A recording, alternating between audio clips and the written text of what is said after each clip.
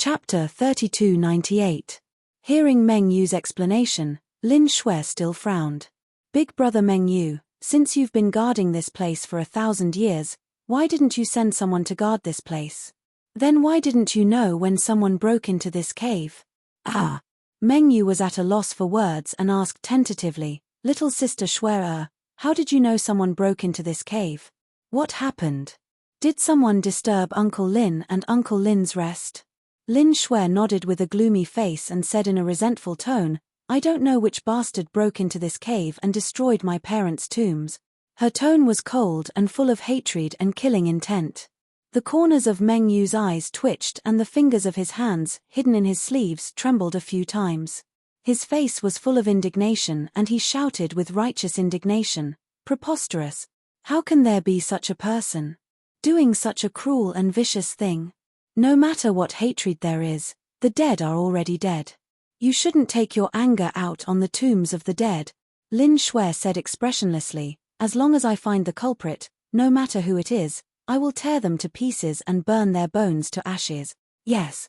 Meng Yu nodded quickly and said in deep agreement, we must make those beasts pay a heavy price. Next, Meng Yu comforted Lin Shui with a few more words. When Lin Shui calmed down, he invited her, little sister Shui, now that the courtyard and residence in this cave have been destroyed, you shouldn't stay here. You shouldn't stay here either, so as to avoid being reminded of the past and adding to your sorrow. How about this, you come with me to Double Dragon City and stay in the City Lord's mansion for the time being. We haven't seen each other for 1,000 years. I have to hold a banquet to welcome you back. Also, I have a lot of things to say to you. Lin Shui thought about Meng Yu's invitation and shook her head to refuse. Big brother Meng Yu, thank you for your kindness, but I appreciate it. My parents' tombs were destroyed. I must get to the bottom of this matter and find the culprit as soon as possible. I don't want to waste time before I find out the truth. Meng Yu wasn't surprised by her refusal. He frowned and thought for a moment, then settled for the next best thing. Little sister Shui, if you think the City Lord's mansion is too crowded and noisy, then it's fine if you don't want to go. But it wasn't easy for you to return to Double Dragon City. You can't leave immediately. You must have a place to stay. How about this? I have a beautiful and quiet courtyard on the Luofeng mountain, which is 30,000 miles away from here. Usually, there were only some guards and maids there, and no one else lived there. It's very quiet there, and no one will disturb you. Furthermore, that villa isn't far from this cave residence and Twin Dragon City. Shui Lin instinctively wanted to refuse. She didn't know why, but when she saw Meng Yu again and saw him fawning over her, she didn't feel happy or excited. She was even a little resistant, instinctively wanting to reject and distance herself from him. Perhaps it was because an even more imposing, mysterious, and graceful figure had been buried deep within her heart.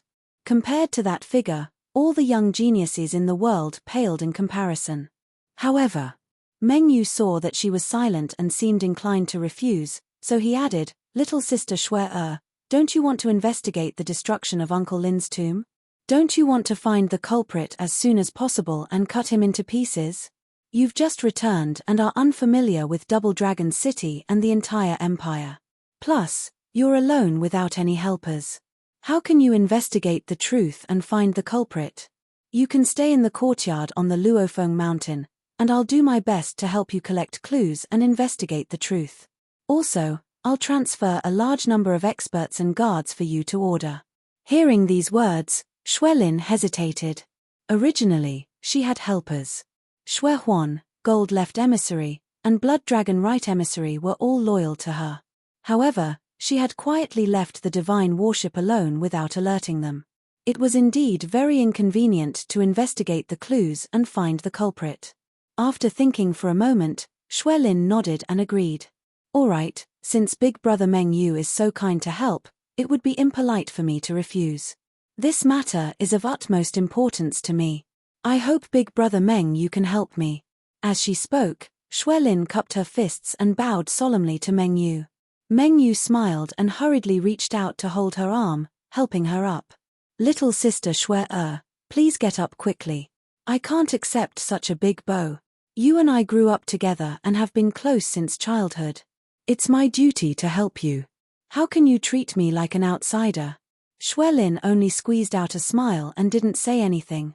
Meng Yu didn't waste any more words and left with Shui Lin. Let's go. I'll take you to the courtyard on the Luofeng mountain and settle you down first.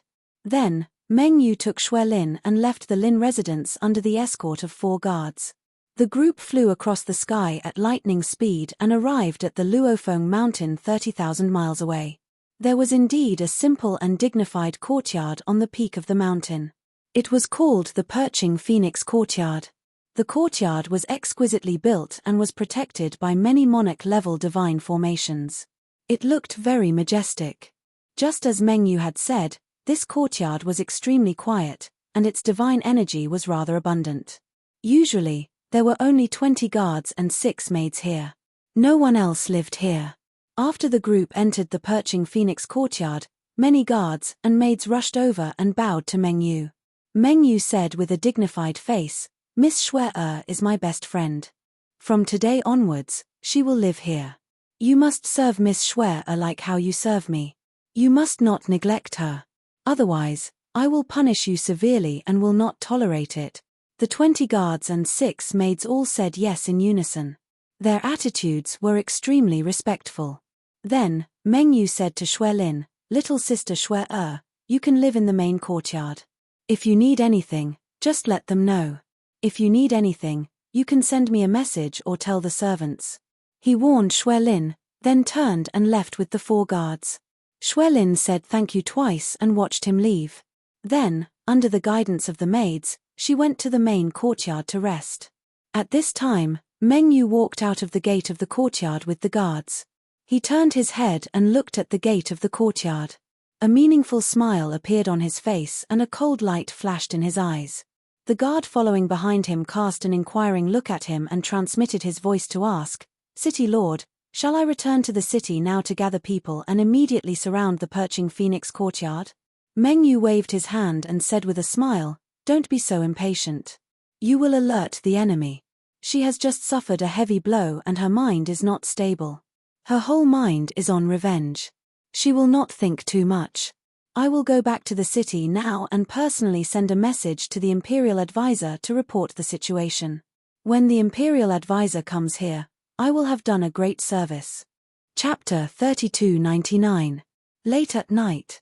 Double Dragon City, the City Lord's residence. The City Lord's study was still lit. Meng Yu sat in front of a desk made of divine jade, with a colorful pagoda in front of him.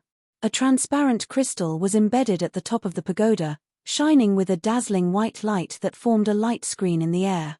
A clear image appeared on the light screen, showing a secret room surrounded by divine light. An old man from the god race, wearing a purple divine robe and a divine crown, was sitting in the middle of the room, meditating. He was thin, his face dry and yellow, his sunken eyes flashing with a sinister light, and a goatee under his grey lips. It was this emaciated old man with an unkind face and a sinister aura that had the strength of a peak divine lord.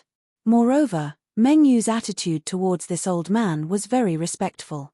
After bowing, Meng Yu reported, "Imperial Tutor, this subordinate has an extremely important matter to report, which is why I dared to disturb you." Without a doubt. This goateed old man was the Imperial Tutor of the Celestial Beast Empire. In the entire Celestial Beast Empire, his strength and status were second only to the Emperor. The Imperial Tutor nodded slightly and said expressionlessly, "What's so urgent?"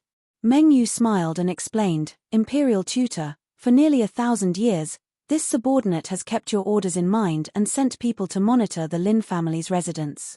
Today, this subordinate's 1,000 years of guarding finally paid off. Lin Wufa's daughter, Lin Shui, has returned to Double Dragon City and entered the Lin family's residence." Suddenly hearing this news, the Imperial Tutor was stunned for a moment. His eyes lit up and his face was full of surprise. Is this true? After 1,000 years, that bastard's daughter has returned. Obviously, the Imperial Tutor was excited and expectant when he heard this news. Seeing his reaction, Meng Yu was even more excited and quickly nodded. "Yes. This is absolutely true." After the guards monitoring the Lin family's residence reported the news to this subordinate, This subordinate immediately rushed to the Lin family's residence and saw Lin Shui with my own eyes. At that time, she saw Lin Wufa's grave being destroyed with her own eyes. She was in so much pain and anger that she wanted to die. This subordinate took the opportunity to comfort her and let her stay. Now, this subordinate has comforted her in fallen Phoenix Mountains perching Phoenix Court. She didn't notice anything unusual and was still focused on finding out the truth and avenging her parents. At this point, Meng Yu revealed a mocking cold smile. The imperial tutor's mouth twitched as well as a look of disdain flashed across his eyes. Lin Wufa, that bastard, is a sinner. Even if I destroy his grave and grind his bones to dust, it will still not be enough to appease the hatred in my heart. Her daughter is so slow-witted. If not for the fact that she has the bloodline of the Rakshasa race, why would I go through so much trouble? Finished speaking, he stared at Meng Yu and revealed an expression of praise, saying, Meng Yu, you are indeed a promising talent, very sensible. You didn't let me down. I'm very satisfied with your performance. If your father had been as sensible as you back then, he wouldn't have ended up dead. Speaking of his father's death, Meng Yu silently lowered his head. However, a cold glint flashed in his eyes. The imperial advisor continued, Meng Yu, I will go to Double Dragon City now and capture Xuelin in person. I will definitely appear in Double Dragon City within 2 days at the latest. During this period, you must do everything you can to keep her in perching Phoenix Courtyard.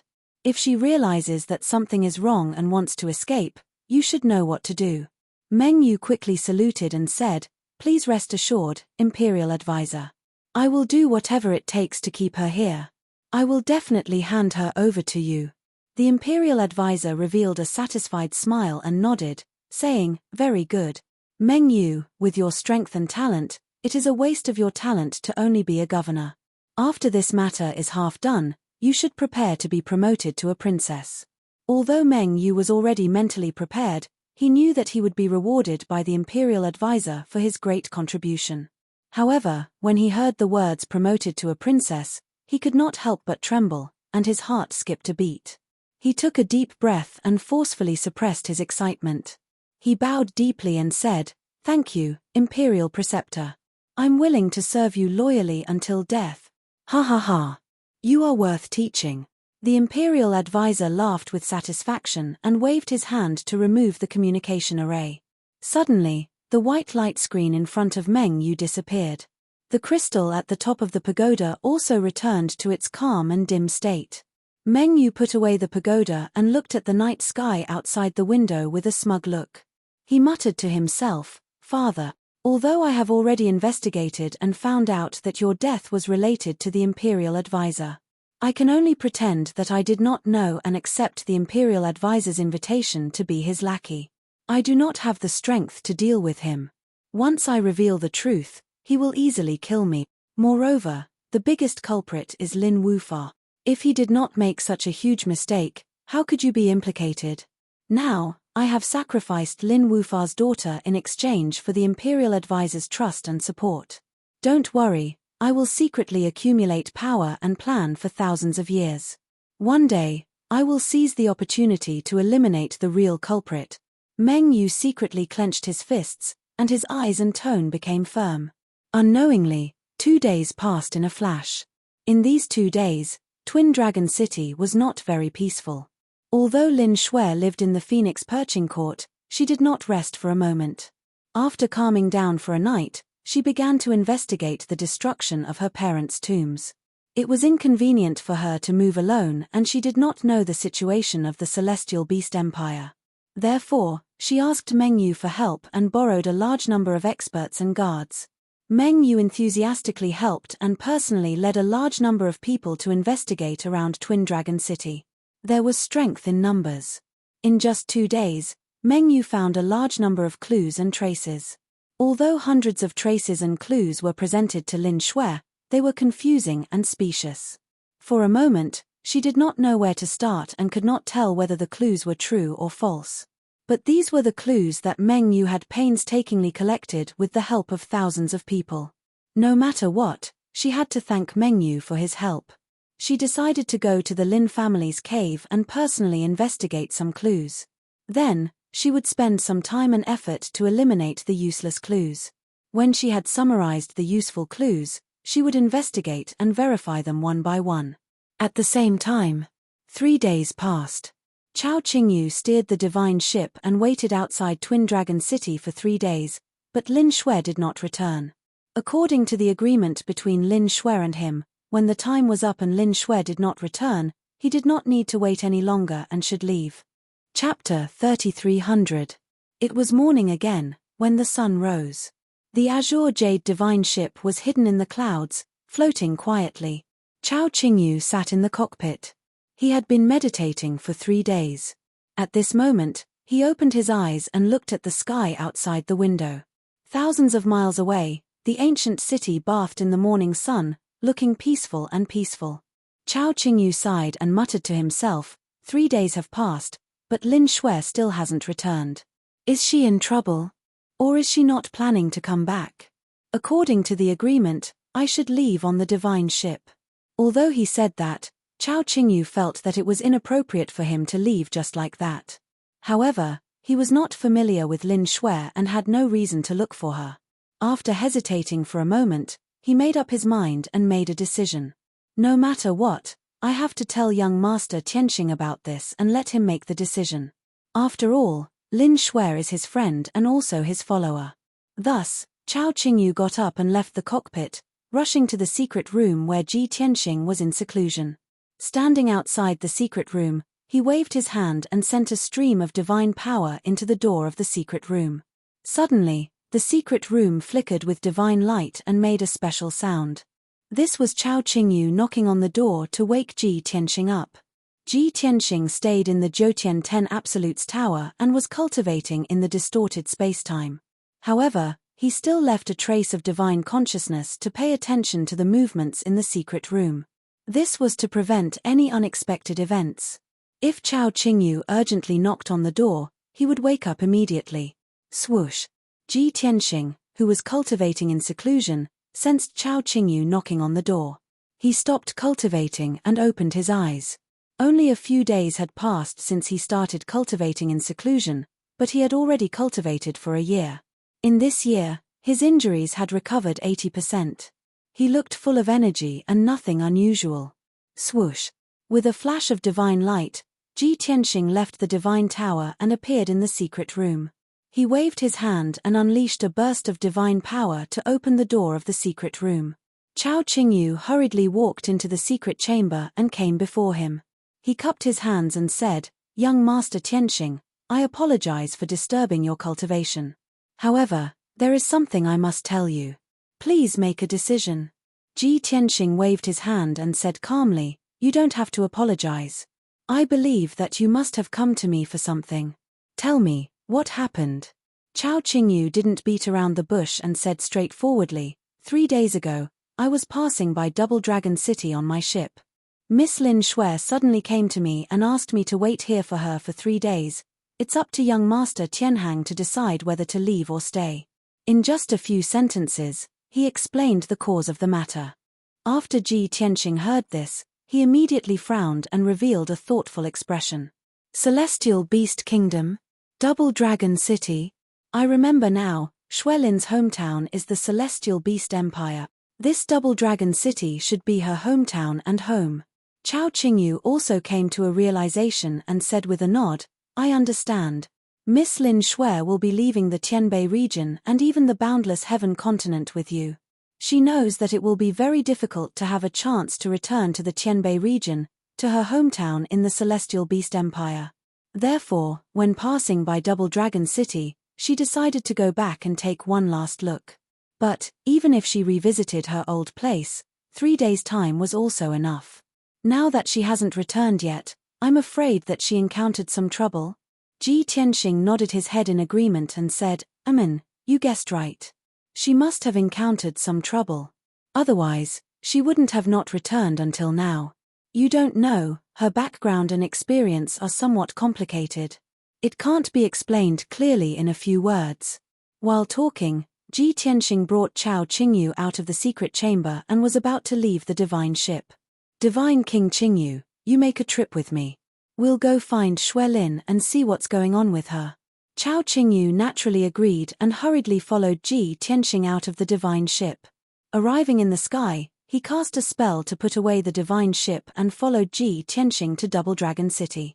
At the same time, in the Phoenix perching court of the fallen Phoenix Mountain, after thinking and deliberating last night, Xuelin filtered out some useful clues. She decided to go to the neighboring Ocean Origin City and investigate the flowing stream sect master. Because, from the destroyed grave of her parents, she found traces and aura of the Tidal Soul Secret Technique.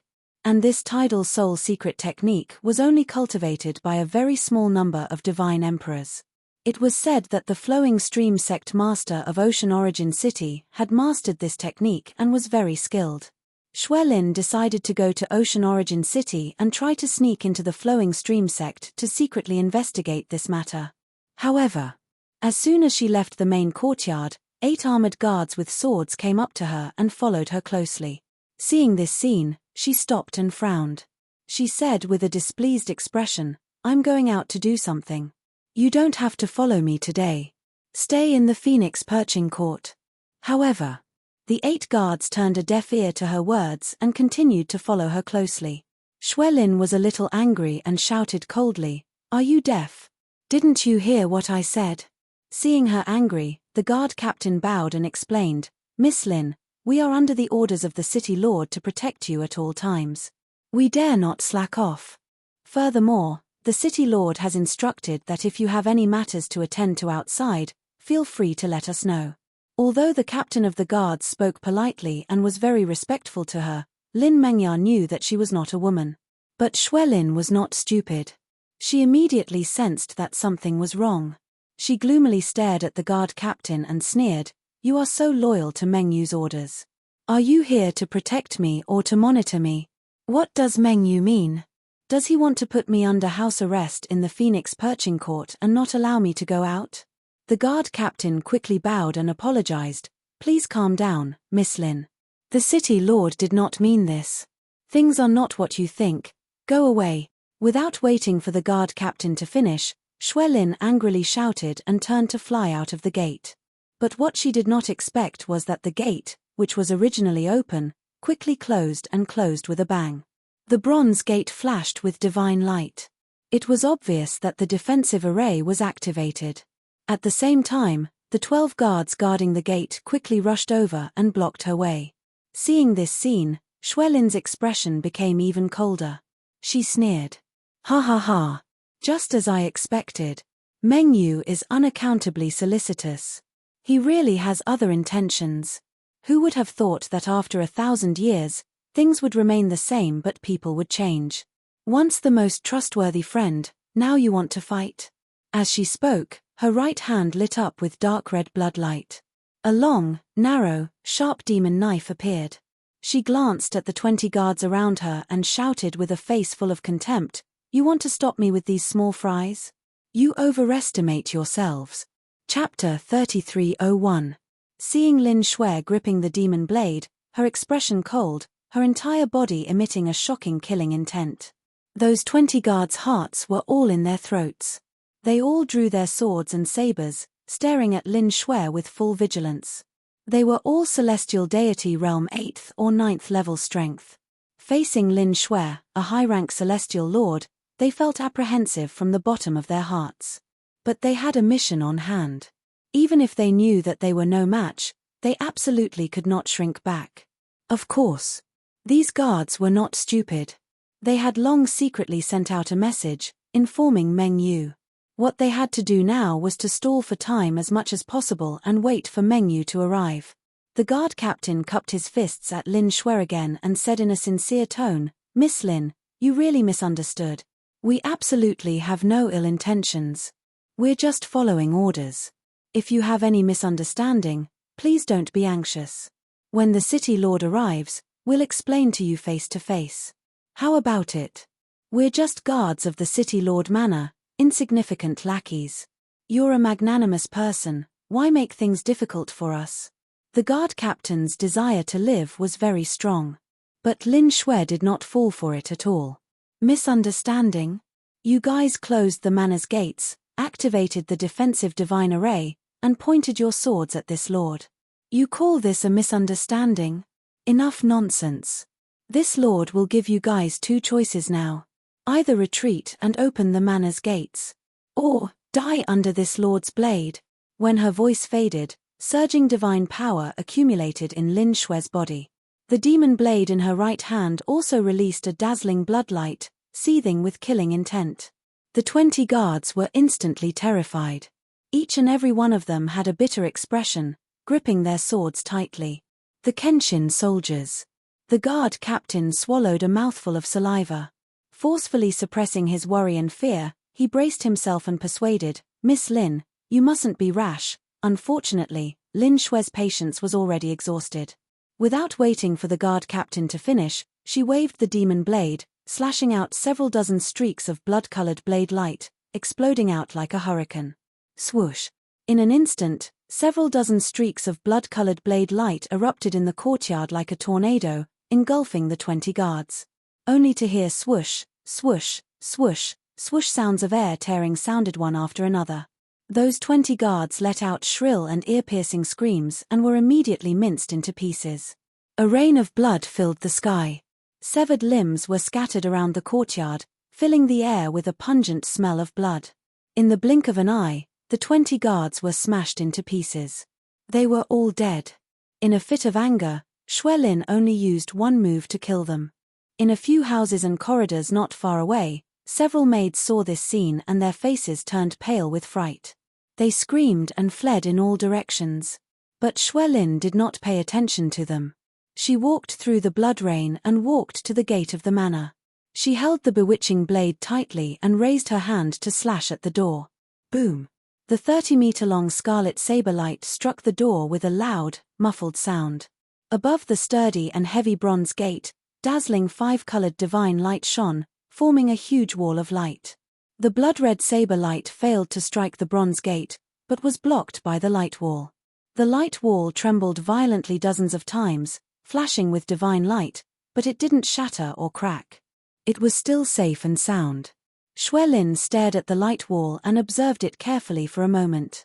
She found that it was a supreme monarch-level defensive divine array. With her strength, it was almost impossible for her to break it with brute force. So, she moved her gaze and looked at the walls on both sides of the gate.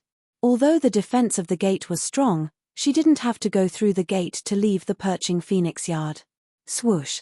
She waved the bewitching blade again and slashed out 2 30-meter-long scarlet saber light toward the walls on both sides of the gate.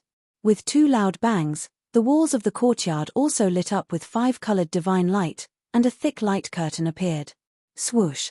The defensive array that covered the entire perching phoenix yard was completely activated.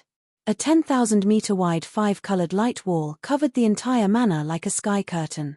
Seeing this, Xuelin was already mentally prepared. She was not surprised. She performed the mystic eye technique and carefully observed the light wall above her head, looking for the nodes and weak points of the defensive array. Time passed silently. Soon, 15 minutes had passed. She finally found the seemingly thick 5-colored light shield above the lotus pond in the 3rd courtyard. In fact, it was an area where the defense was relatively weak. It would be a waste of time to use spells to break the array. After all, she was not an array grandmaster like Ji Tianxing. She decisively chose to attack with all her might. She waved the bewitching blade recklessly and attacked that area. Swoosh, swoosh, swoosh, swoosh. She exploded with her strongest divine power and stabbed out streaks and streaks of scarlet saber light toward the 5-colored light wall. On average, she would stab out 4 streaks of scarlet saber light every second without any decrease in power. Within 100 seconds, she had stabbed out 400 times and all of them were focused on one spot on the light wall. She could only hear the muffled sounds of bang, bang, bang. The light wall shook violently and flashed with 5-colored divine light. The vibration of the divine power also became chaotic. In the end, the light wall was withstanding more and more power. It could no longer dissolve or repair itself. Along with a crisp cracking sound, numerous cracks appeared on the light screen, and a washbasin-sized gap appeared. Xuelin's entire body lit up with divine light. Her body shrunk 100 times and she turned into a beam of light and went into the hole. Swoosh! With a flash of divine light, she left the perching phoenix courtyard and appeared in the sky. Then her body returned to normal size.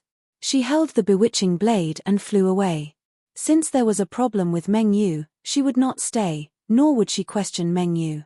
The wisest thing to do was to leave the Double Dragon City as soon as possible. However, she had just flown 2,000 miles away from the fallen Phoenix Mountain. In the sky to the side, a streak of divine light flashed and teleported toward her at an extremely fast speed. Xue Lin sensed the presence of divine power approaching. She quickly released her divine consciousness to check. She saw that the 5 figures wrapped in the divine light were flying in front of her at lightning speed, blocking her path. After the divine light dissipated, Meng Yu and 4 black-armored guards appeared. Those 4 black-armored guards all had strength at the 2nd and 3rd level Divine Lord realm. They followed and protected Meng Yu all along, inseparable like shadows. They fanned out in the sky and blocked Xue Lin's possible escape. Meng Yu looked at Xue Lin with a smile. His tone was still as gentle as before. He asked in surprise, "Sister Xue, what are you doing?" "I let those guards follow you, not only to protect you, but also to serve you. That's why you didn't have to do everything yourself. If you needed anything, just tell them. But you didn't appreciate it. You even killed them." Sigh. At the end of his speech, Meng Yu's face showed that he was hurt. He even let out a sad sigh. At that moment, Xue Lin was dazed and speechless. She even suspected that she had misunderstood. However, she immediately came back to her senses. She shouted with a cold face, "Meng Yu, don't pretend to be nice to me. Tell me, why did you try to put me under house arrest?" Chapter 3302. Facing Lin Xue's questioning, Meng Yu still insisted on acting. He looked at Lin Xue with a look of surprise and asked incredulously, "Younger sister Xue, what do you mean by this? This foolish brother is really thinking for your sake and absolutely doesn't have any malicious intent. How can you slander me like this? Is this still that lively, adorable, pure, and kind younger sister Xue back then? What in the world did you experience in these 1,000 years? Why did you become like this? You even have to suspect your most trusted big brother Yu? If Uncle Lin's spirit is in heaven and sees you slandering me like this, I don't know how sad he would be." Meng Yu's acting was exquisite and virtually had no flaws. Lin Xue's thoughts and willpower were somewhat shaken as she secretly thought in her heart, "Did I overreact and make a big fuss over nothing? Seeing Meng Yu so aggrieved, could it be that I really wronged him?" Just as these thoughts flashed across her mind, in the sky not far away, another large stretch of 5-colored divine light flew over. Swoosh, swoosh, swoosh. A total of 6 patches of 5-colored divine light arrived close in front of them as swift as lightning, scattering in all directions, surrounding Lin Xue. After each streak of divine light dissipated, 50 armored sword-wielding guards appeared. A total of 6 teams, adding up to 300 guards. Among them, there were 12 guard captains whose strength reached 2nd-level Divine Lord realm. Without needing Meng Yu to instruct, these 300 guards all drew their sabers, swords, and battle halberds, aiming at Lin Xue uniformly, adopting a vigilant and battle stance. Now that it came to this, it could be said that the truth was out. If Lin Xue still harbored hope in her heart, then she would really be foolish to the maximum immediately. The atmosphere in the scene froze. Lin Xue withdrew her icy gaze and looked at Meng Yu once more, the corners of her mouth curling into a contemptuous sneer bit by bit. Hoo. To think that I still harbored that last trace of hope in you, wondering if I wronged you or not. I didn't expect that I was too foolish and too naive to actually believe you, this beast in human form. Meng Yu, what else do you have to say now that things have come to this?" Meng Yu froze for a bit but did not feel embarrassed in the slightest. He glared at those guards with furious eyes and ordered, "What are you all doing? This seat had you all rush over to provide support at top speed is to let you all protect Miss Lin. Quickly put away your sabers and swords. Don't act like you're ready to fight. If you scare Miss Lin, I won't forgive you." After saying that, he explained to Xue Lin, "Sister Xue, you really misunderstood. I sensed that there were sounds of fighting in Chiffon courtyard and thought that you were attacked by evil people. That's why I brought the guards to save you." Without waiting for him to finish, Shui Lin coldly shouted with disdain, "Shut up. Don't call me little sister Shui anymore. You're not worthy at all. You only disgust me. Mengyu, when are you going to stop acting? Stop wasting time. If you had been straightforward about your intentions, I would have respected you as a man. For a hypocritical and disgusting person like you, this monarch feels ashamed to even say a word to you." The words had already been said to this extent. If Mengyu continued to act, then it would be too meaningless. He decided to stop pretending, and the sneer on his face slowly faded away.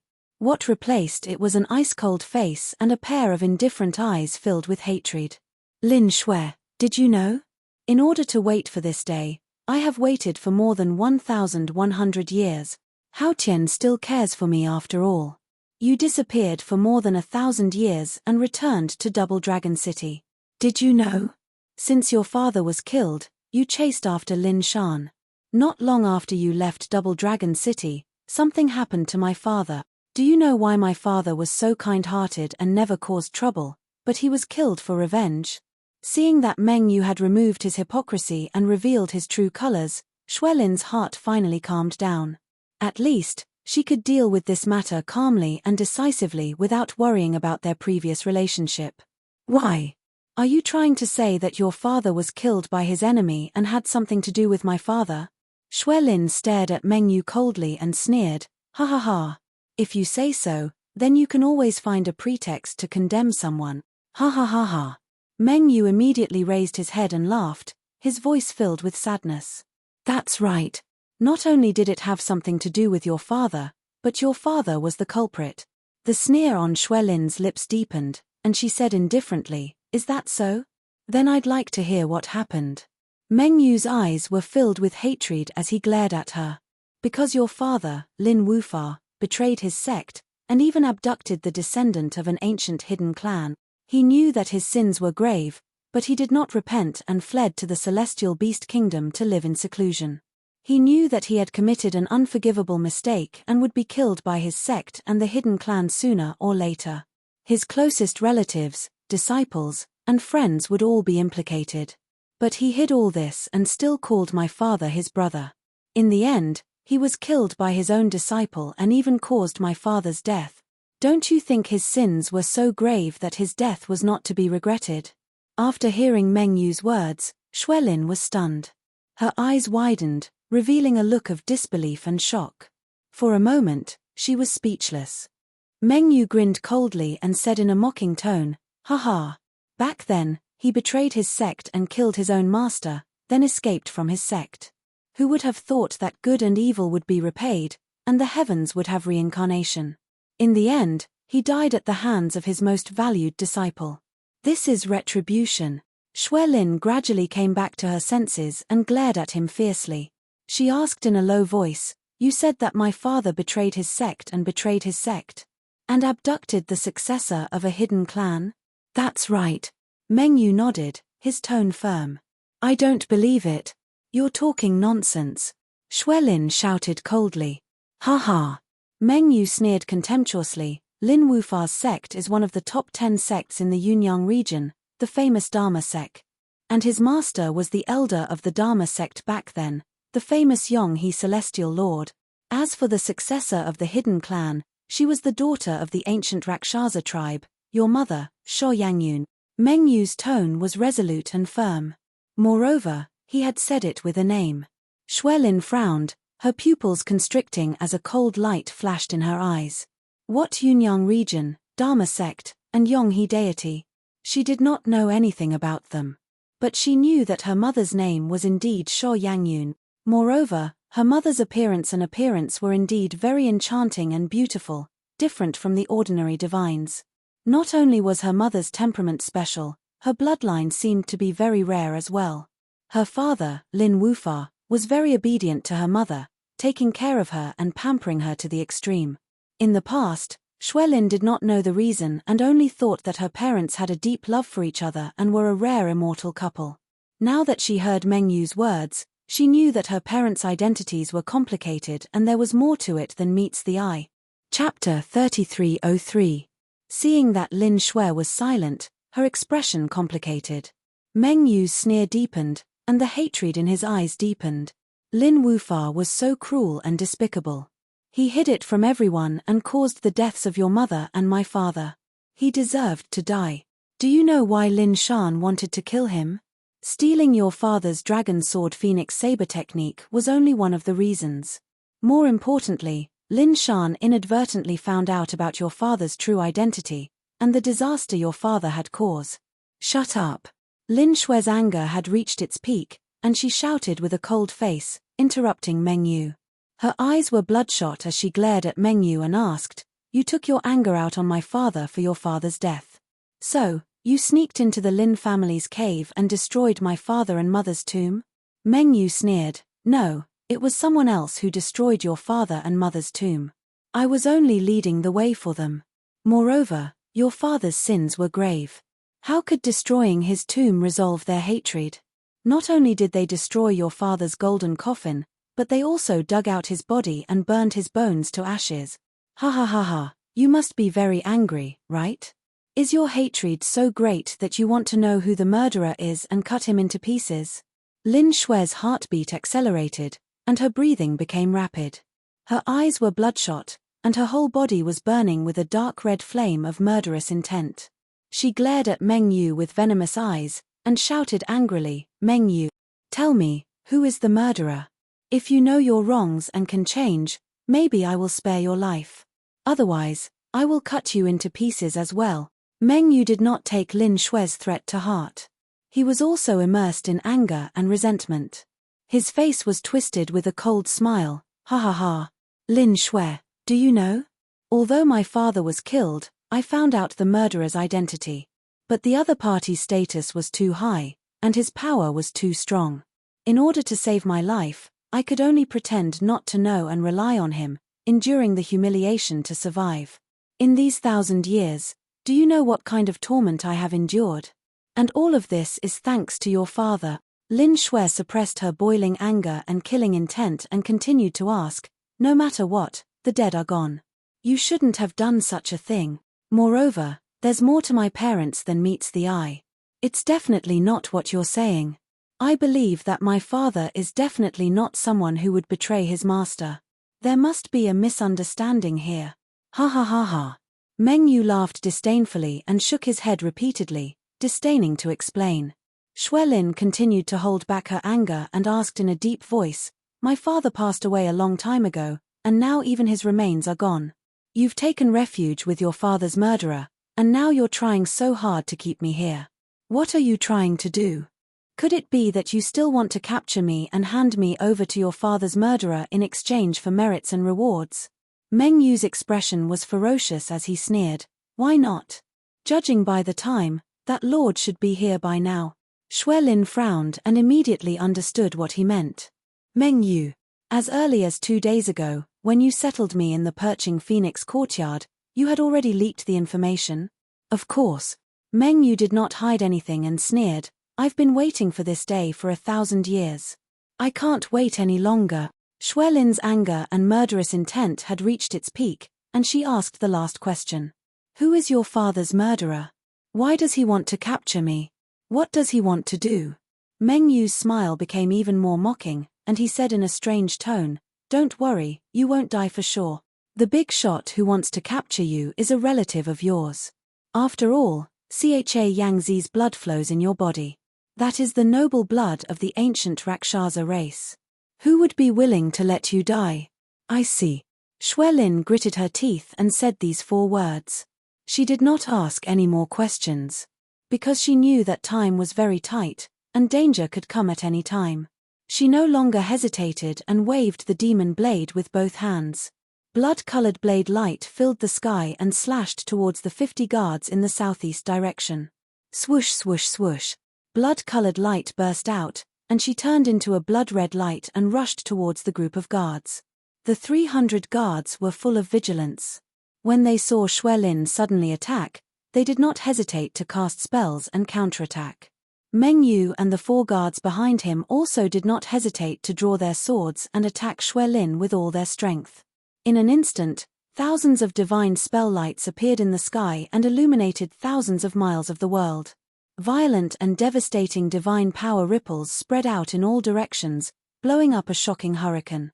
Xue Lin's figure was drowned, and the dozens of blood-colored blade lights she slashed out were also instantly defeated. In the next moment, she was surrounded by the crowd.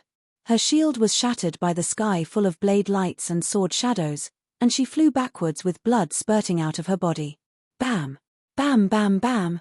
Following a series of muffled explosions, Meng Yu and the many guards started a storm of pursuit. Thousands of divine spell lights bombarded Xue Lin without stopping, and she was beaten back again and again, her injuries worsening. In just a few breaths, wounds appeared on her chest and back, and divine blood spurted out. Some of the wounds were so deep that bones could be seen. Some of the wounds cut through her bones and blood vessels, and damaged her meridians. Her clothes and long hair were soon dyed red with blood, looking rather wretched. Although the strength of the 300 guards was not considered powerful, they had the numbers advantage. Among them, there were 12 divine Lord Realm Guard captains. Adding in Meng Yu and the 4 personal guards, there were a total of 17 divine Lord powerhouses. Especially Meng Yu, his strength reached 9th level divine Lord Realm, a realm higher than Xue Lin. In addition, he grew up together with Xue Lin since childhood. It could be said that he was very familiar with Xue Lin's family inheritance divine abilities. This led to Xue Lin falling into a disadvantage the moment the battle started, being beaten until she did not have the strength to fight back, her injuries worsening continuously. Even though Xue Lin was very valiant, and her will was very tenacious. She completely ignored her own injuries, erupting with her strongest power, and launched a counterattack in the most berserk manner. But it was no use. It did not help at all. Both sides only fought for around 15 minutes, and she was heavily injured, her strength falling to 60%. Meng Yu took out a simple and unadorned bronze chain again. With the help of the 4 personal guards, he cast a spell and took out this chain. Swoosh! The supreme monarch-grade bronze chain, with the power to suppress everything, fell from the sky, and quickly tied Xue Lin up firmly, sealing her on the spot. Bastard! Meng Yu, you will die a horrible death. Xue Lin struggled with all her might, but she could not break free from the binding of the bronze chain. She could only curse furiously. Meng Yu sneered complacently, stretched out his hand to grab her, and led the many guards, turning around and flying towards the phoenix perching courtyard. Xue Lin finally escaped from the phoenix perching courtyard. In just a short 15 minutes, she returned to the manor. Meng Yu imprisoned her in the secret underground chamber, opened a divine array to seal her, and let the 4 personal guards and 6 guard captains keep an eye on her at all times. In this way, Xue Lin was really trapped, unable to escape even if she had wings. Chapter 3304. At this moment, the scorching sun was high in the sky. Ji Tianxing, dressed in a white robe, flew across the sky as fast as lightning. Chao Qingyu, dressed in a green robe and tall, followed closely behind him as if he was his fundamental guard.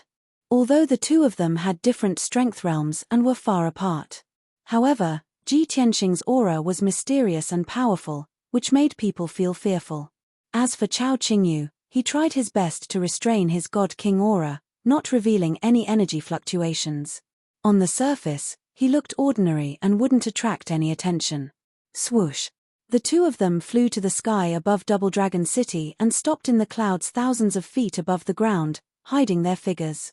Ji Tianxing looked down at the city below and released an invisible divine sense, enveloping the entire Double Dragon City and searching. He was very familiar with Lin Xue's aura. As long as Lin Xue was in Double Dragon City, even if she was hiding in a secret room or array, he could sense it.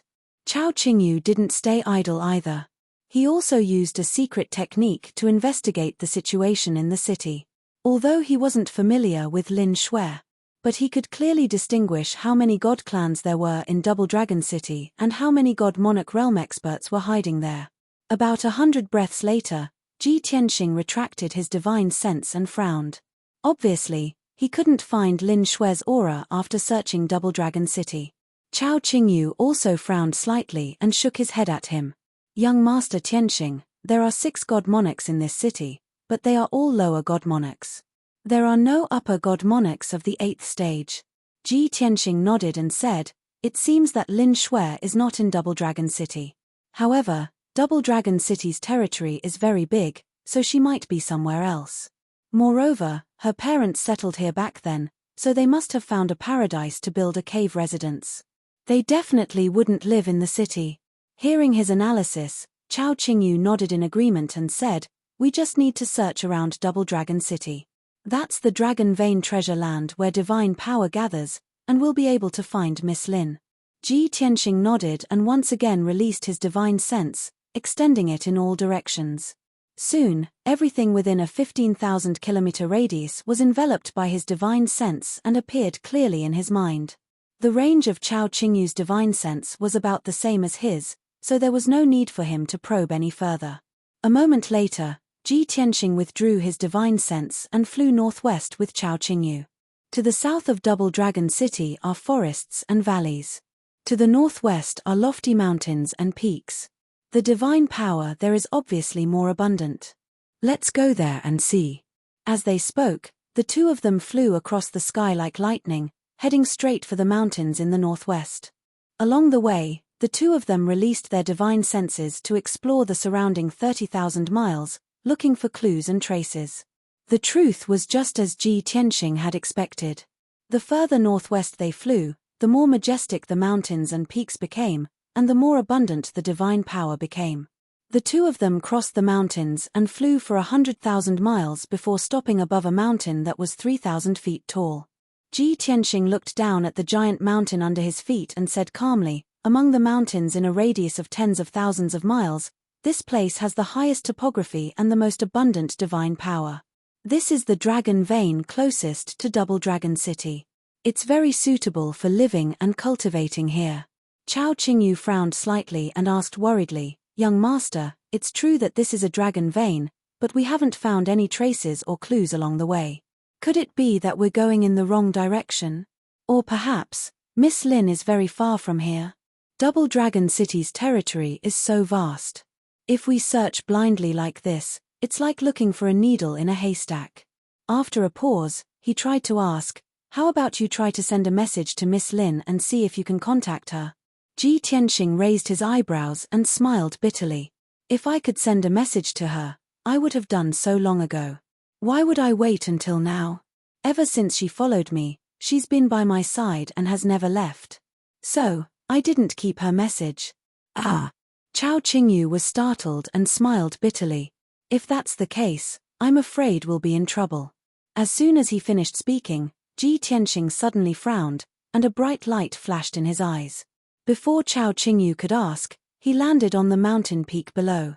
He leaped across the surrounding forest and landed on a grassland. A dozen millstone stones were scattered on the small grassland. They looked ancient and weathered. Ji Tianxing was silent. He made a gesture with his right hand and sent out beams of divine light into the air in front of him. Whoosh, whoosh, whoosh, whoosh, whoosh. A 5-colored light screen lit up above the grassland, flickering dimly. Seeing this, Chao Qingyu was impressed. He nodded and said, young master, you're right. There really is a formation here. There must be a cave residence hidden inside. Ji Tianxing only nodded and didn't say anything else. He used a secret technique of the God's Eye and carefully observed the 5-colored light screen. In less than 100 breaths, he found a way to break it. Therefore, he made a gesture with both hands and used a formation technique to break the formation. Since he found a cave residence, he had to go in and check it out. Whoosh, whoosh, whoosh. Thousands of divine lights flew back and forth like a rain of arrows and entered the 5-colored light screen. Chao Qingyu stood behind Ji Tianxing and carefully observed him. He learned from his experience of formations. Although he was a divine king, he was well aware that his attainments and knowledge in the Tao of formations were far from Ji Tianxing's. Soon, 100 breaths had passed. Ji Tianxing had reached a critical moment in breaking the 5-colored light screen. At most, he would be able to break it in a few dozen breaths. However, At this moment, a dazzling divine light came from the sky in the northeast. Whoosh! In the dazzling divine light was a 1,000-foot-long divine warship. The dark golden divine warship was engraved with black patterns and mysterious patterns. It looked mysterious and noble. This was a supreme-grade divine warship. It was extremely fast and emitted powerful waves of divine power. In just 10 breaths, the divine warship flew thousands of miles across the sky and arrived above Ji Tianxing's head. At this moment, the divine warship suddenly stopped and floated at a height of 40,000 feet. Ji Tianxing only glanced at the divine warship and ignored it. He continued to break the formation. Chao Qingyu frowned slightly and secretly stared at the divine warship. In case of danger, he could protect Ji Tianxing. Whoosh! The golden divine warship with black patterns suddenly opened its hatch and a large group of experts flew out. The leader was an elder with a goatee who wore a purple divine robe and had a sinister aura. Following closely behind him were 4 mighty upper-level divine lords in golden armor. There were also more than 30 middle-level divine lords. They all wore silver divine armor and helmets and held divine spears. These people were all dressed the same and their actions showed that they were well trained. Most importantly, the armor in front of their chests was embroidered with the same insignia and patterns. Chapter 3305. Including the purple-robed elder, a total of 37 divine lords stood high in the sky, looking down at Ji Tianxing and Chao Qingyu.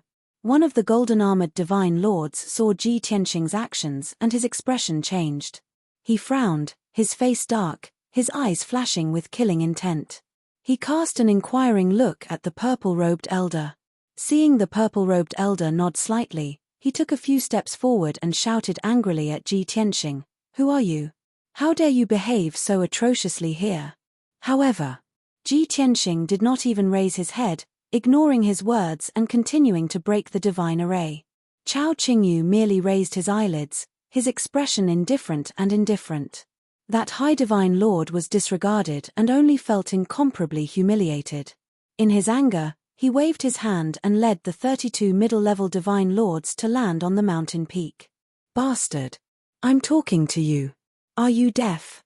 Stop casting immediately, or we'll kill you." With his angry shout, the 32 middle-level divine lords drew their weapons and surrounded Ji Tianxing and Chao Qingyu. Instantly, the atmosphere on the mountain peak was heavy and murderous. Ji Tianxing was not disturbed at all and continued to cast spells to break the array. However, Chao Qingyu no longer remained silent. He looked coldly at the golden-armored divine lord and said indifferently, "This is the wilderness. What we do here has nothing to do with you. Also, you'd best show some respect. Otherwise, it'll be too late for regrets." His temperament was relatively calm, so he did not care about these Sir Gods. He would not get angry because of this. Of course, if Ji Tianxing gave the order or if the other party insisted on seeking death, he would not mind annihilating them.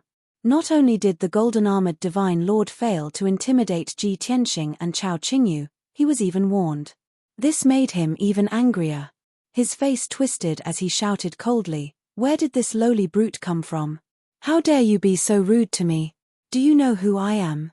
Who was this honorable big shot up there? Why aren't you kneeling down and admitting your guilt? Otherwise, your lives will be in danger."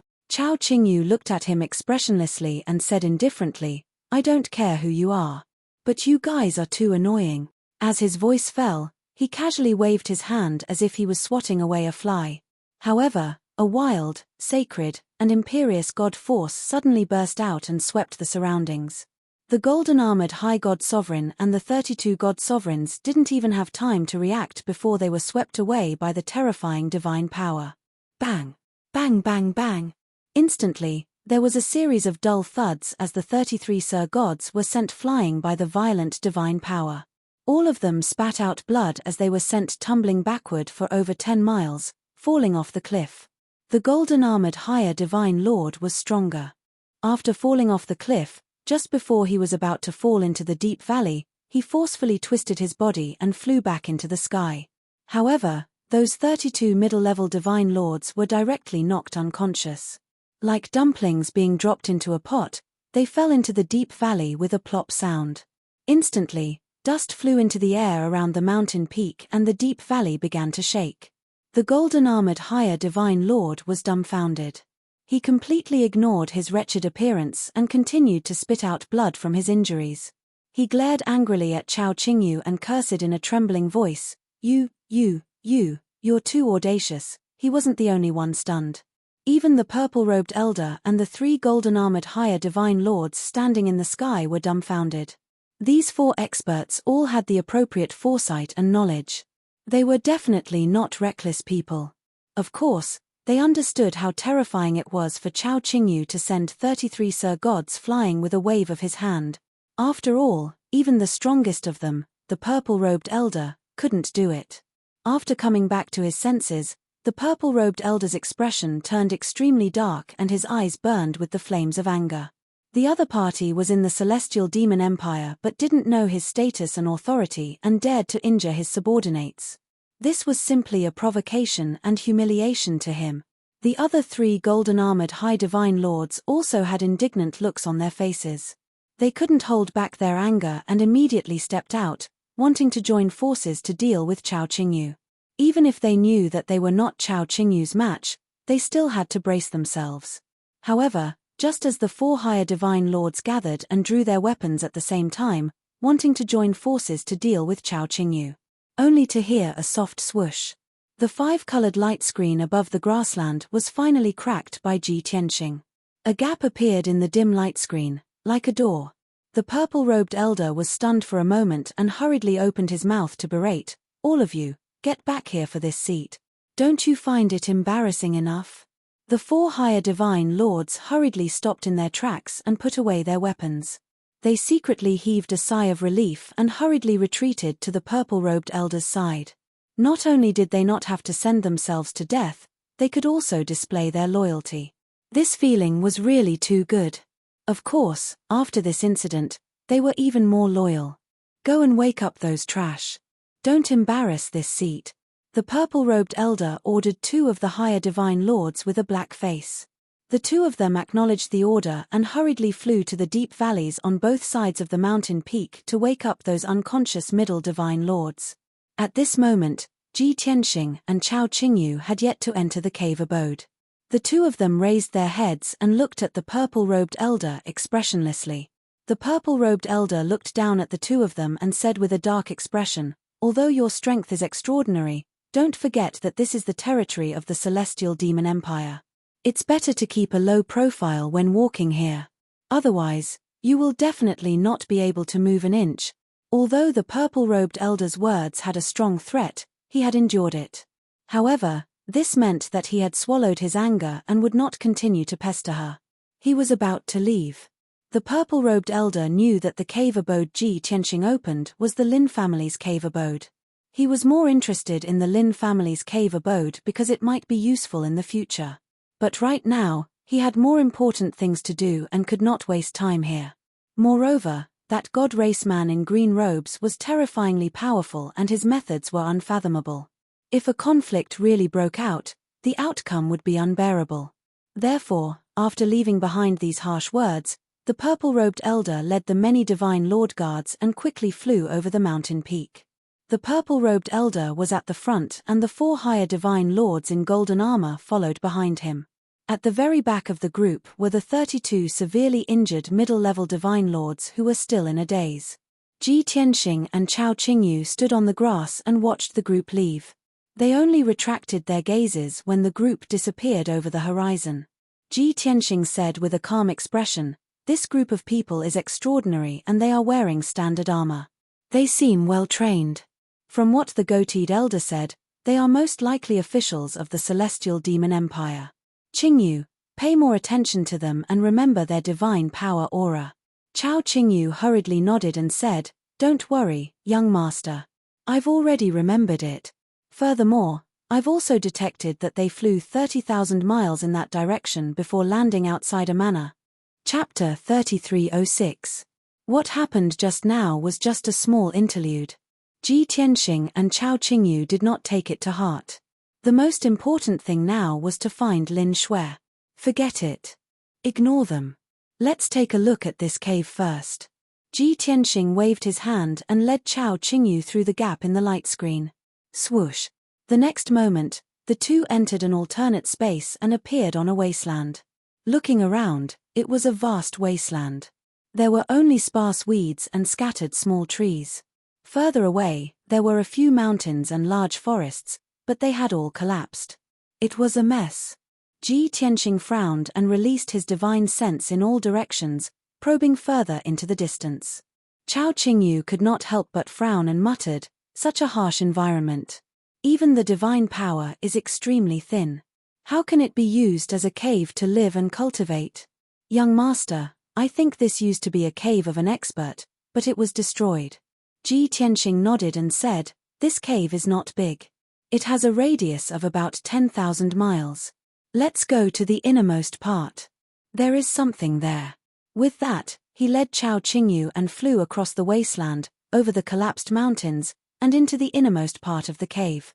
Not long after, the two of them arrived at the top of a ruined mountain. There was a small platform at the top of the mountain. There was a mausoleum with a radius of 100 feet and a tombstone that was 100 feet tall. The mausoleum and the tombstone were very new and did not fit in with the surrounding ruins. Ji Tianxing only took a few glances to see the clues. This mausoleum was repaired in recent days. The tombstone was also just erected. Chao Qingyu nodded and analyzed. The surroundings of the mausoleum are dilapidated like ruins, but the mausoleum and tombstone are new. So, someone came here in recent days and repaired the mausoleum and tombstone? That's right, Ji Tianxing replied. Then, his eyes fell on the 100 feet tall stone tablet. On the dark brown stone tablet, there were a few lines of dark red words engraved on it.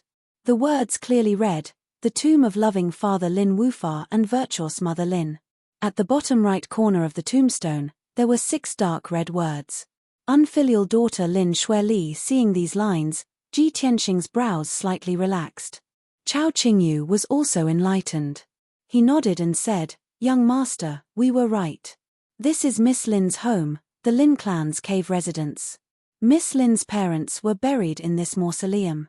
She must have returned here 3 days ago to pay respects to her parents and renovate the mausoleum and tombstone." Ji Tianxing nodded slightly and said in a low voice, "I'm afraid things aren't that simple. If she had only come back to pay respects to her parents and repair the mausoleum, she would have returned to the divine ship a long time ago. However, she still hadn't appeared, nor was she in this cave. I'm afraid she met with some trouble, or she went somewhere else." Chao Qingyu couldn't help but frown. He asked worriedly, "Then what should we do? Where should we find her?" Ji Tianxing thought for a moment and raised his eyebrows. He said, "Don't worry, I have a way." After that, he turned and left with Chao Qingyu. They rushed to the exit of the cave residence. 15 minutes ago, in the phoenix perching courtyard, Meng Yu and 4 black-armored guards stood respectfully in the first courtyard, waiting patiently. After a while, a purple-robed elder with a goatee stepped into the manor with 4 golden-armored high-level divine lords and 32 silver-armored middle-level divine lords. Meng Yu hurried to greet him with a smile. He bowed respectfully and said, "I, Meng Yu, await the arrival of the Imperial Advisor. I also welcome the 4 commanders and the 32 captains of the Imperial Army." Meng Yu was extremely humble and enthusiastic. He was not only respectful to the Imperial Advisor. He even took care of the 4 Imperial Army marshals and 32 Imperial Army captains that the Imperial tutor had brought with him. The Imperial Advisor was very satisfied with his performance. He nodded slightly and said, "Meng Yu, you are very considerate. Please rise." "Thank you, Imperial Advisor." Meng Yu smiled and thanked him. He hurried to lead the Imperial Advisor into the hall to have tea. Throughout the entire process, he nodded and bowed with a flattering expression, not feeling the slightest bit of shame. The 4 Imperial Army marshals secretly sneered. The 32 captains of the Imperial Army were originally seriously injured and in a bad state. They were depressed. Now that they saw Meng Yu's attitude and how respectful he was to them, they felt much better. After the Imperial Advisor sat down, he wasn't in the mood to drink tea. He asked directly, "Meng Yu, is Lin Xue still in this manor? Did she notice anything unusual?" Meng Yu hurriedly bowed and answered with a smile, Imperial advisor is wise. Lin Shui is not stupid. She noticed something was wrong early this morning. She brutally broke through the defensive formation and escaped from the manor. However, I was prepared and came in time to intercept her. Now, she is bound by the soul-suppressing chain and suppressed in the secret chamber of the underground palace. Very good. The Imperial advisor was obviously relieved. He hurriedly got up and walked out of the hall. Let's go. Take me to find her now. Meng Yu was startled and hurriedly persuaded, Imperial advisor, you don't have to worry. Lin Shui is seriously injured and sealed by me. It's impossible for her to escape. You are a noble and peerless 10,000 vehicle body. How can I let you go to the dark underground palace to find her? Please wait here for a moment. I will bring her up and hand her over to you. The Imperial advisor thought for a moment and felt that he was too impatient.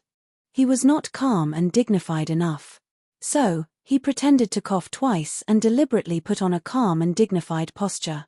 He nodded and said, well, Meng Yu is considerate. Go and do it. Meng Yu hurriedly bowed and retreated. He hurriedly rushed to the secret chamber of the underground palace.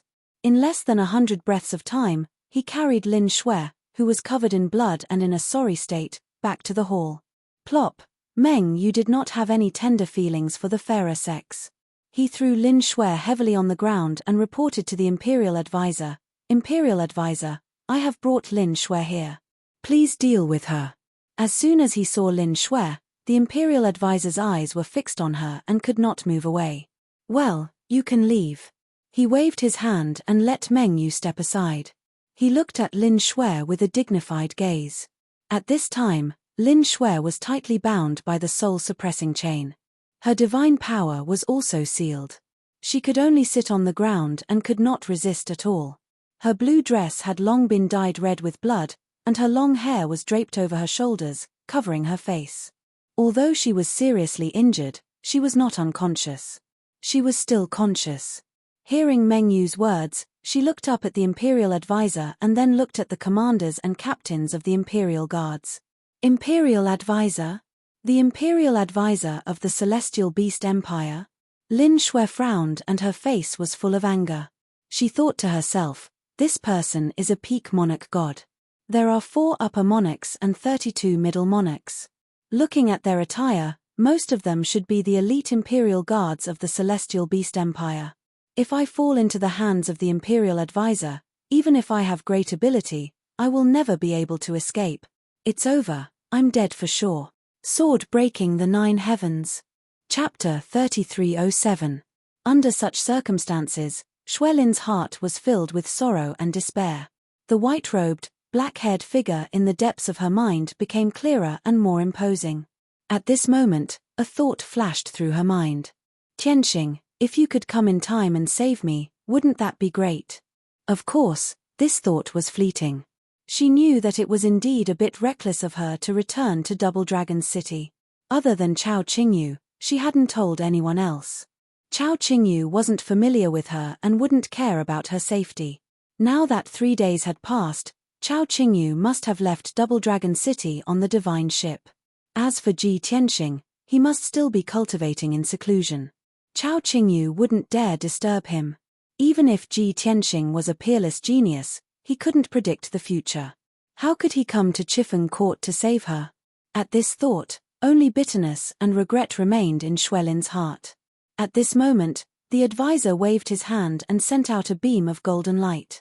It blew away Xuelin's messy hair and lifted her chin. Xuelin, raise your head. Let me see you. Even though Xuelin was extremely unwilling. However, the golden divine light held her chin and lifted her head bit by bit, allowing her to look into the eyes of the imperial tutor. Although her expression was gloomy and angry, and her face was stained with blood. However, after the state preceptor observed her for a moment, he suddenly grinned. You really are Shuo Yanzi's daughter. You look exactly like her, at least 80% similar. Xuelin frowned and asked in a low voice, You're the advisor of the Celestial Beast Kingdom? What do you want? I have no quarrel with you. The advisor smiled meaningfully. Xuelin, since you know who I am, You should know that you have no chance of escaping once you're in my hands. No quarrel. Hee hee. Looks like your father hid everything from you. Even you were kept in the dark. He deceived his master, destroyed his ancestors, and even abducted our clan's successor, causing our clan to suffer huge losses, and almost half of our clan was destroyed. Tell me, I have an irreconcilable enmity with your father. How can you say that there is no enmity between us? Seeing that Xuelin was silent, the national preceptor deliberately pretended to be amiable and said in a gentle tone, however, your father has already received his retribution and is dead. The dead are gone. I will be magnanimous and will not pursue his sins any further. It's just that your mother originally had a bright future ahead of her. She could have become the saintess of our clan and led our clan to glory. Unfortunately, she was muddle-headed and committed an unforgivable sin. She caused our clan to suffer heavy losses and even lost her life. Of course, your parents have already passed away for over 1,000 years, so I don't want to pursue the matter any further. You don't have to hate me so much. Don't worry, I won't hurt you. After all, you and I share the same bloodline of the Rakshasa clan.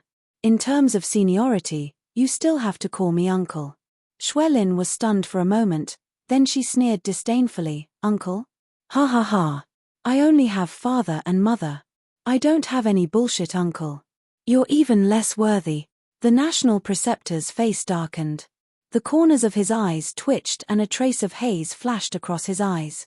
An Imperial Guard commander next to him very sensibly raised his palm and shot out a few rays of divine light, slapping towards Xuelin's face.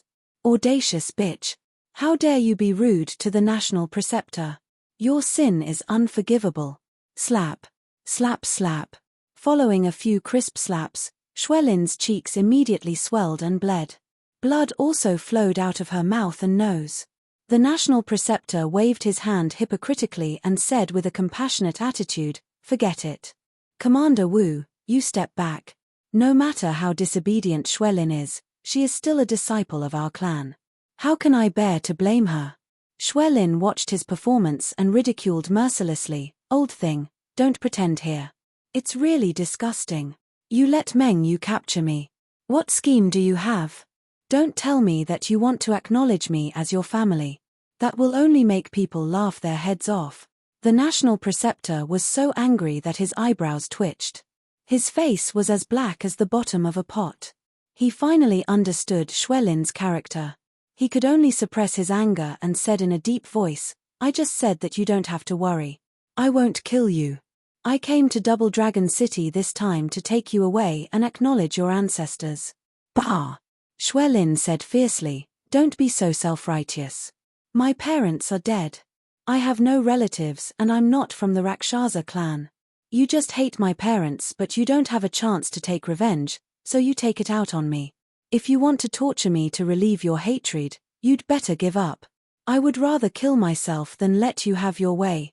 The national preceptor immediately sneered and said confidently, I don't want to say it again. You're in my hands. Your life is no longer in your hands. If you accept your fate, you'll suffer less. If you're stubborn, don't blame me for being ruthless. Then, the national preceptor formed a divine spell with his right hand and activated all his power. He struck out a dazzling divine seal. Swoosh. The complicated and mysterious seal drilled into Xuelin's forehead like a special symbol. Xuelin realized that something was wrong. She wanted to dodge and resist, but she couldn't. After entering her forehead, the special mark that was flickering with blood-colored light merged with her godhead and hid itself. Although the special symbol didn't erupt with power for the time being, she didn't know what effect or threat it had. But Xuelin didn't need to guess to know that it could control her life and death. She glared at the national preceptor and cursed angrily, Damn bastard, you're despicable and insidious. However, the verbal attack was useless. The national preceptor wasn't angry. He even sneered proudly. Little girl, accept your fate. Your life and death, as well as your fate, are all in my hands. Obey my orders obediently. It'll be good for you and me. Ha ha ha. Laughing, the national preceptor stood up and walked out of the hall. 4 Imperial guards hurried to follow. 2 of them followed the national preceptor and the other 2 escorted Xuelin. Meng Yu also hurried to follow. He bowed and said, "I'll send you off, National Preceptor." It seemed like he was sending the National Preceptor off, but in reality, he was reminding the National Preceptor not to forget his contribution. The National Preceptor walked to the entrance of the hall and stopped. He didn't turn around and said in a dignified tone, "Meng Yu, you've done a great job this time. I'll remember your contribution. Wait patiently. When I'm done with my business, I'll give you a corresponding reward." Hearing this, Meng Yu seemed to have eaten a pill of reassurance. He said with a face full of joy, "Thank you, National Preceptor, for your help. I'll be loyal to you even if I have to sacrifice my life." The National Preceptor couldn't be bothered to listen to his nonsense. He waved his sleeves and stepped out of the hall. Not long after, everyone left the Phoenix perching courtyard and boarded the 1,000-feet-long divine ship. They left as fast as lightning. Chapter 3308. Meng Yu stood at the entrance of perching Phoenix courtyard with 4 guards, watching the Imperial Advisor's divine warship leave. It was only when the divine warship disappeared into the horizon that he retracted his gaze, the smile on his face fading away. He frowned and muttered to himself, "Strange, why is the Imperial Preceptor flying south? He should be heading north to return to the Imperial City, but his flying south, doesn't that mean he has to leave the Empire and enter the Cloud-Yang region in the south?" Meng Yu's face darkened when he suddenly thought of this question. He cursed under his breath, "Damn it. That damned old fox, he's most likely bringing Lin Shui to the Cloud-Yang region to deal with the Rakshasa tribe. Once he's done with the Rakshasa tribe, he'll return to the Imperial City of the Celestial Beast Empire and help me become a princess. I wonder how long I'll have to wait before I can become a princess. If something happens to that old fox, or if he stays in the Rakshasa tribe and doesn't come back, won't my efforts be in vain?" Thinking of this, Meng Yu's face darkened even more, anger rising in him. However, his ability was lacking, and his status was low. No matter how angry and unwilling he was, he could only suppress it. After all, he had a favor to ask of the Imperial Advisor, and there was nothing he could do. After taking a few deep breaths, he calmed his anger and said coldly, "Let's go back to the residence of the City Lord." As he spoke, he was about to fly into the sky and return to Twin Dragon City with his 4 guards. However, something strange happened. There was no sound behind him, and no one answered him. Puzzled, he turned around subconsciously, only to find that the 4 black-armored guards were gone. Meng Yu was shocked, looking around vigilantly, searching for the black-armored guards. At this moment, a few black shadows descended from the sky and landed beside him, stirring up a cloud of dust on the ground. Meng Yu looked down and saw 4 lifeless corpses lying on the ground. Even though there wasn't a single wound on their bodies, not even a drop of blood could be seen. Their deities had long been shattered, and their souls had been obliterated. There was no doubt. These 4 corpses were his most loyal bodyguards. Meng Yu froze, his face pale, and cold sweat broke out on his forehead. For second-level Divine Lord Realm Guards being killed was not considered a very horrifying thing. The real horror was that the 4 guards had been killed right beside him.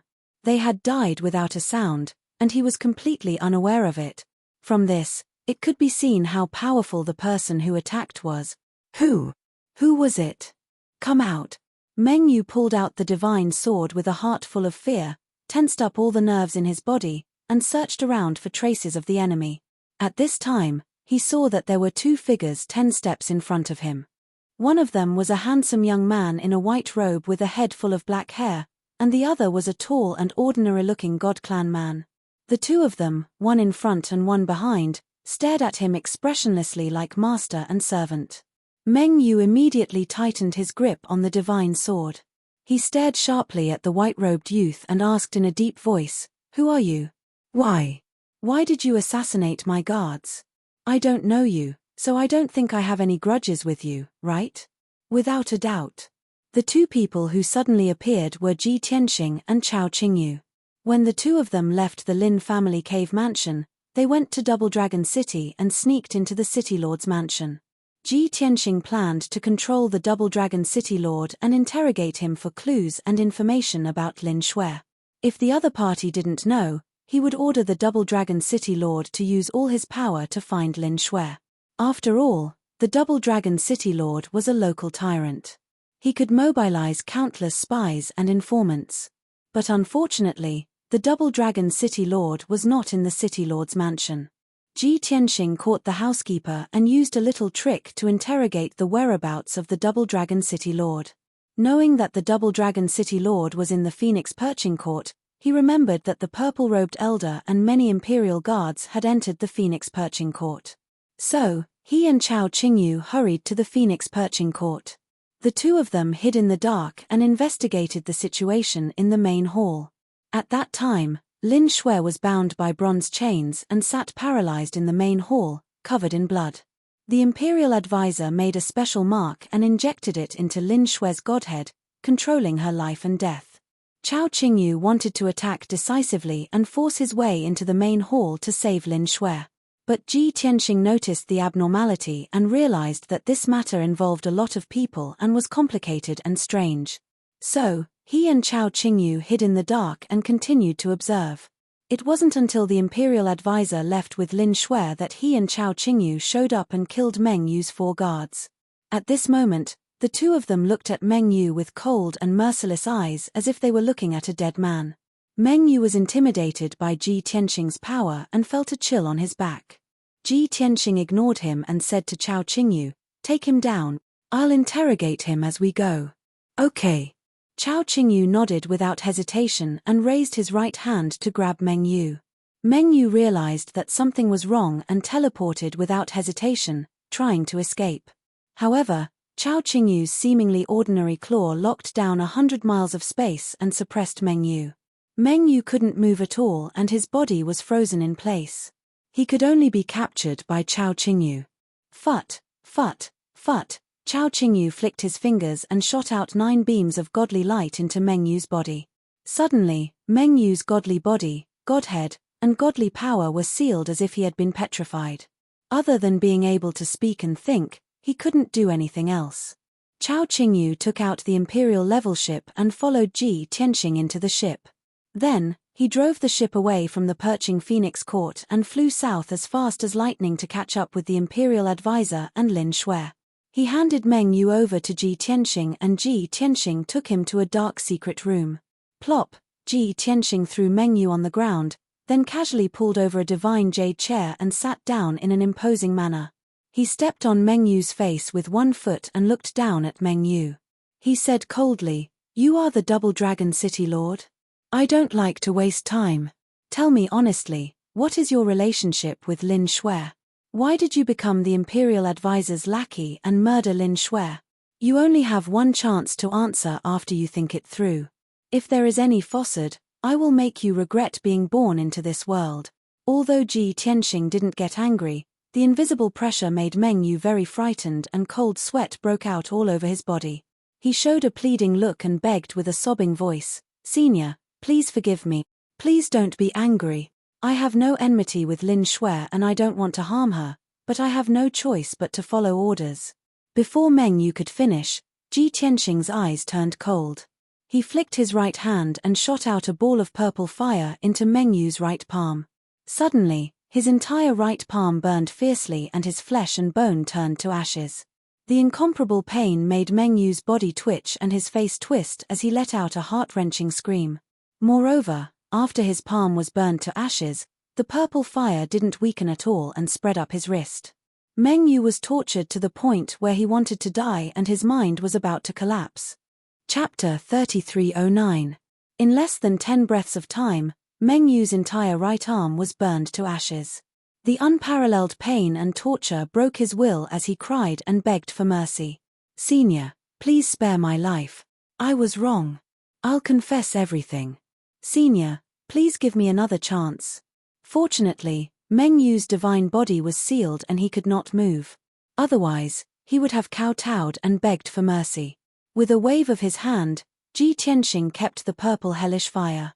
Meng Yu was finally released from the pain. He panted violently as cold sweat poured down his body. After a while, he recovered and calmed down a little. He told the truth, "Senior, I'm the Twin Dragon City Lord, Meng Yu. More than 1,000 years ago, Lin Shui's father, Lin Wufa, and my father, Meng Kui, were best friends. Our two families have been friends for generations. Under the threat of pain and death, Meng Yu confessed his identity, his relationship with Lin Shui, and the origin of the hatred.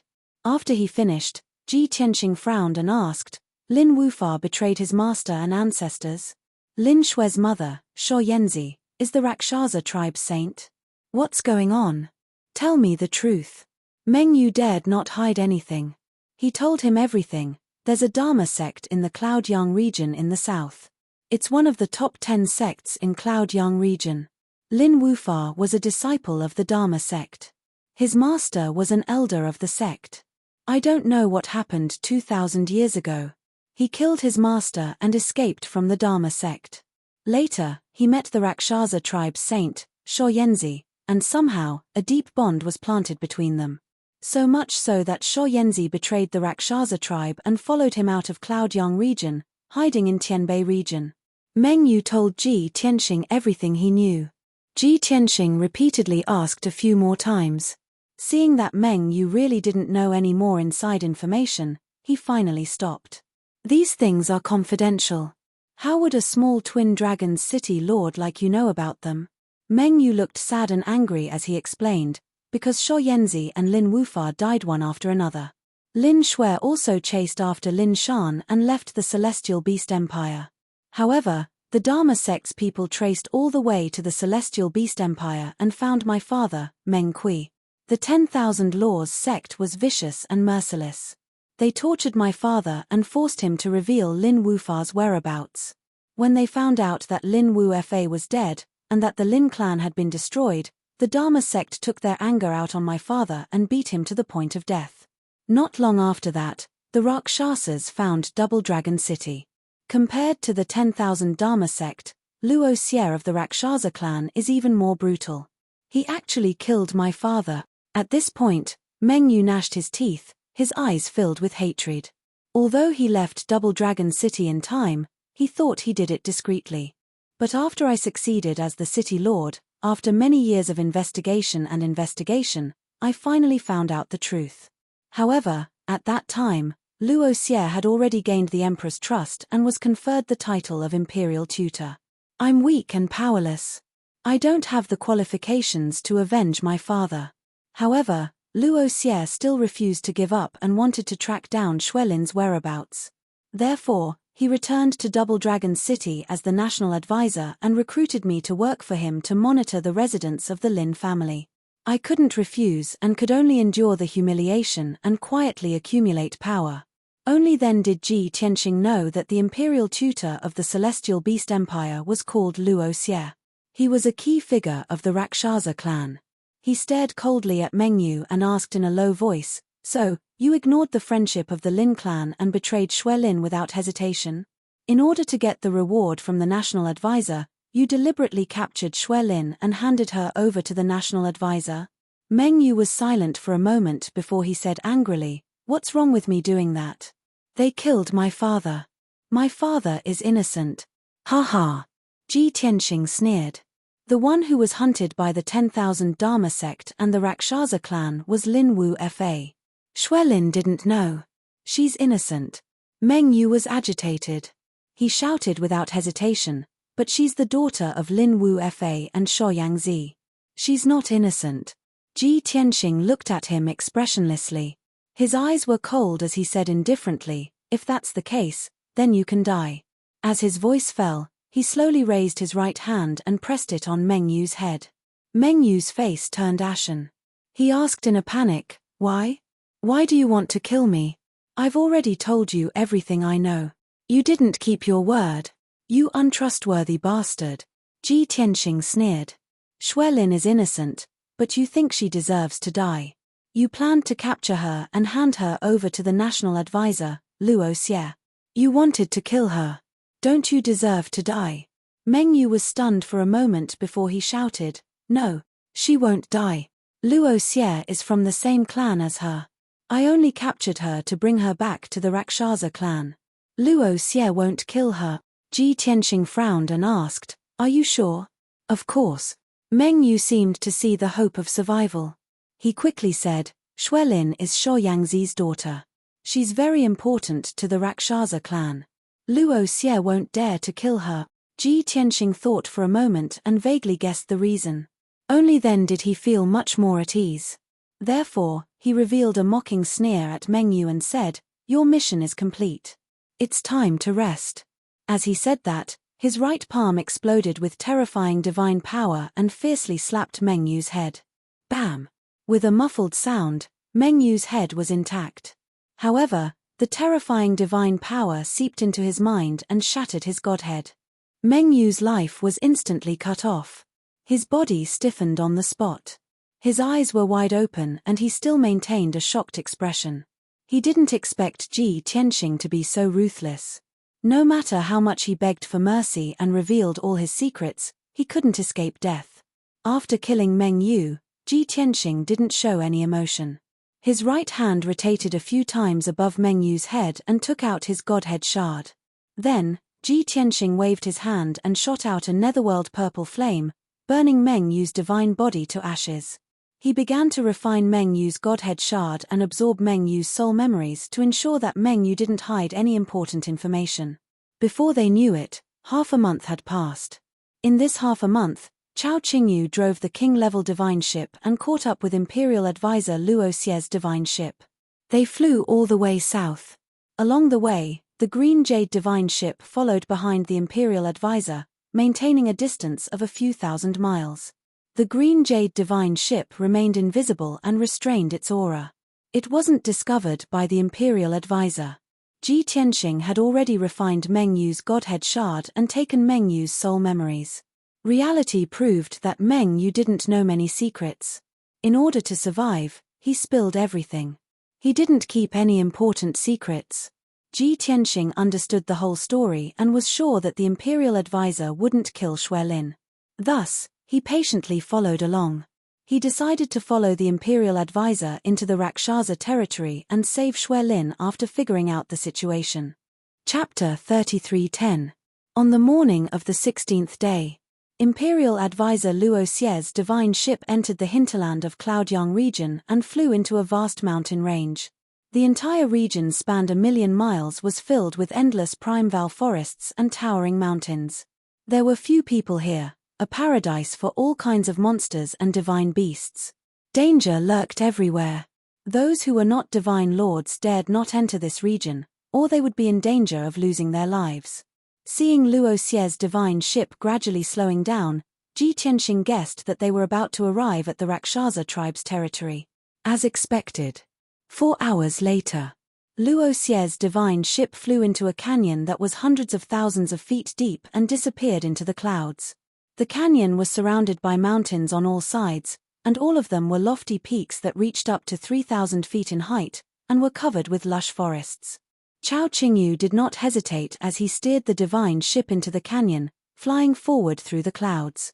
Ji Tianxing's deific consciousness detected that Luo Xie's divine ship had flown to the deepest part of the canyon and stopped in the clouds. Then, Luo Xie left the divine ship with 4 Imperial Guard commanders and 32 Imperial Guard captains. Lin Shui was still restrained by 2 Imperial Guard commanders, bound by bronze chains, looking as wretched as ever. However, after half a month of slow self-healing, the wounds on her body were close to healing and her condition was much more stable. Luo Xie kept the divine ship and began to cast a secret spell, releasing vast divine power into the depths of the canyon. Soon, a layer of hazy light screen lit up in midair. At a glance, one could tell that it was a barrier formation. Chao Qingyu also slowed down the divine ship and asked Ji Tianxing, "Young master, that group of people should be entering a secret realm. What should we do?" Ji Tianxing thought for a moment and said, "The divine ship is too big of a target and will be easily exposed. Let's keep the divine ship and follow them in to take a look." Chao Qingyu also agreed with this idea, and hurriedly put away the divine warship. He and Ji Tianxing passed through the clouds, remaining invisible and concealing their auras as they flew toward Luo Xie and the others. Fortunately, the marshals and captains of the Imperial Army were not strong enough to notice anything amiss. Luo Xie was so focused on casting the spell to open the entrance of the barrier that he didn't notice Ji Tianxing and Chao Qingyu's approach. A quarter of an hour later, Luo Xie finished casting, and a door appeared on the 5-colored light curtain. Shua. He led Shui Lin, the commanders, and the captains through the door and disappeared into the sky. Ji Tianxing and Chao Qingyu hurriedly followed. They were at the very back of the group, and they silently passed through the door and entered the alternate dimension. After a while, the door closed, and the multicolored light curtain gradually disappeared. Everyone appeared in an alternate dimension one after another. This was a magnificent paradise, with a radius of 50,000 miles. The land was extremely vast. The sun shone brightly in the azure sky, the green earth was lush with vegetation, and there were many colorful rocks scattered around. The jagged rocks were covered with colorful gems and crystals, and there were also many colorful corals. In the mountains and forests further away, there were towering ancient trees thousands of feet tall, as well as mushrooms and strange plants the size of houses. All kinds of herbs and fruit trees were full of colorful and fragrant divine fruits. There were also countless birds and beasts flying in flocks across the sky and the forest, roaming freely. Compared to the dilapidated Lin family cave abode, this paradise had more than 100 times more divine power and resources. Even Chao Qingyu's cave abode could not be compared to this. Obviously, this was the territory of the Rakshasa cave. The Grand Tutor Luo Xie led the Imperial Army and Lin Shui across the sky, flying toward the peak of the mountains. At the peak of the mountains thousands of miles away, many magnificent palaces and buildings could be vaguely seen, shining under the bright sun. Ji Tianxing and Chao Qingyu followed unhurriedly, hiding in the dark to monitor Luo Xie's every move. When Lin Shui's life was not in danger, Ji Tianxing chose to wait and see, to find out the truth and the cause of the matter. But if Lin Shui's life was in danger, he would decisively rescue her. Soon, Luo Xie and the Imperial Army landed on the highest peak of the mountain. There was a piece of flat land with a radius of 100 miles on the mountain peak, where dozens of majestic but quaint divine palaces and tall buildings were built. The style of those palaces and buildings was very similar to the barbarians of the ancient times, filled with a strange and rough aura. As soon as Luo Xie and the others landed on the square, many Rakshasa people surrounded them. The Rakshasa people's bodies and appearances were different from the ordinary Protoss. Their hair was mostly purple or dark red. Their facial features were more sunken and three-dimensional, and their pupils were purple or blue. Even their attire was mostly based on long skirts, leather boots, and veils. They were full of exotic charm. The citizens of the Rakshasa race were very curious about these foreign races and were sizing them up without blinking. A few patrolling guards recognized Luo Xie and hurriedly shouted and greeted him happily. "Third Elder, why are you back? Third Elder, we haven't seen each other for a few hundred years. Why did you bring foreign races back this time?" Luo Xie's face was filled with excitement and anticipation. He pointed at Lin Shui and said proudly, "I've made a great contribution this time, and I'll definitely save the fate of my race. Just wait to drink my celebratory wine. I won't waste any more time with you. Where's the clan leader? I have an important matter to discuss with the clan leader." The patrolling guards were all shocked by Luo Xie's words. They looked expectant and puzzled, sizing up Lin Shui carefully. One of them reacted quickly and hurriedly led the way for Luo Xie, leading him to a tall building in the depths of the palace. The clan leader is not in the meeting hall. He's been busy with something in the Sacred Blood Tower recently. "Third Elder, let me take you there." Luo Xie smiled proudly when he heard this. He muttered to himself, "I sent a message to the clan leader half a month ago to report the situation. It seems that the clan leader trusts me a lot." He opened the Sacred Blood Tower in advance without confirming Lin Shui's identity. "I've made a great contribution this time, and the clan leader thinks even more highly of me. He'll definitely reward me handsomely." Luo Xie led the many imperial guards across the square with anticipation and flew toward the dark brown tall building not far away. It was a 3-story building that was more than 1,000 feet tall. It looked like its original form of a pagoda. However, the walls around the building were engraved with tens of thousands of Rakshasa words and symbols, which looked strange and mysterious. Normally, the Sacred Blood Tower was closed all year round. It would only be open for a period of time every 100 years when a new Rakshasa clansman wanted to awaken their bloodline. Now, The clan leader had opened the sacred blood tower in advance. It was obviously prepared for Lin Shui. Bookhouse Reading Website. Chapter 33:11. Luo Xie escorted Lin Shui to the sacred blood tower. Many disciples of the Rakshasa clan saw them flying across the sky in a majestic manner. Soon, tens of thousands of people in dozens of palaces and residences were discussing the matter. Ji Tianxing and Chao Qingyu followed them secretly, hiding near the sacred blood tower to investigate the situation in the tower. They took the opportunity to get a general idea of the Rakshasa cave situation.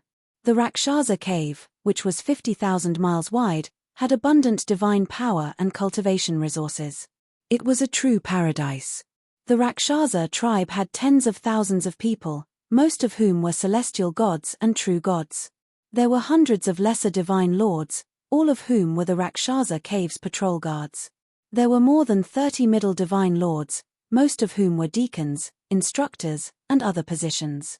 There were only 15 upper divine lords, most of whom were elders, priests, and guardians of the Rakshasa tribe. The strongest ones were also merely a few peak divine lords. There were no divine king powerhouses. However, this was to be expected. Under normal circumstances, there would not be more than 3 divine kings in any region. Once a tribe or force had a divine king expert, it would be one of the top forces in the entire region. However, with the Rakshasa tribe's current force, they could only be ranked in the top 10 in the Yunyang region, not even the top 5. At this moment, Luo Xie and the others arrived at the sacred blood tower's door. 4 Imperial Guard marshals and 32 Imperial Guard captains waited outside the door. Luo Xie personally escorted Lin Shui over the door and into the sacred blood tower.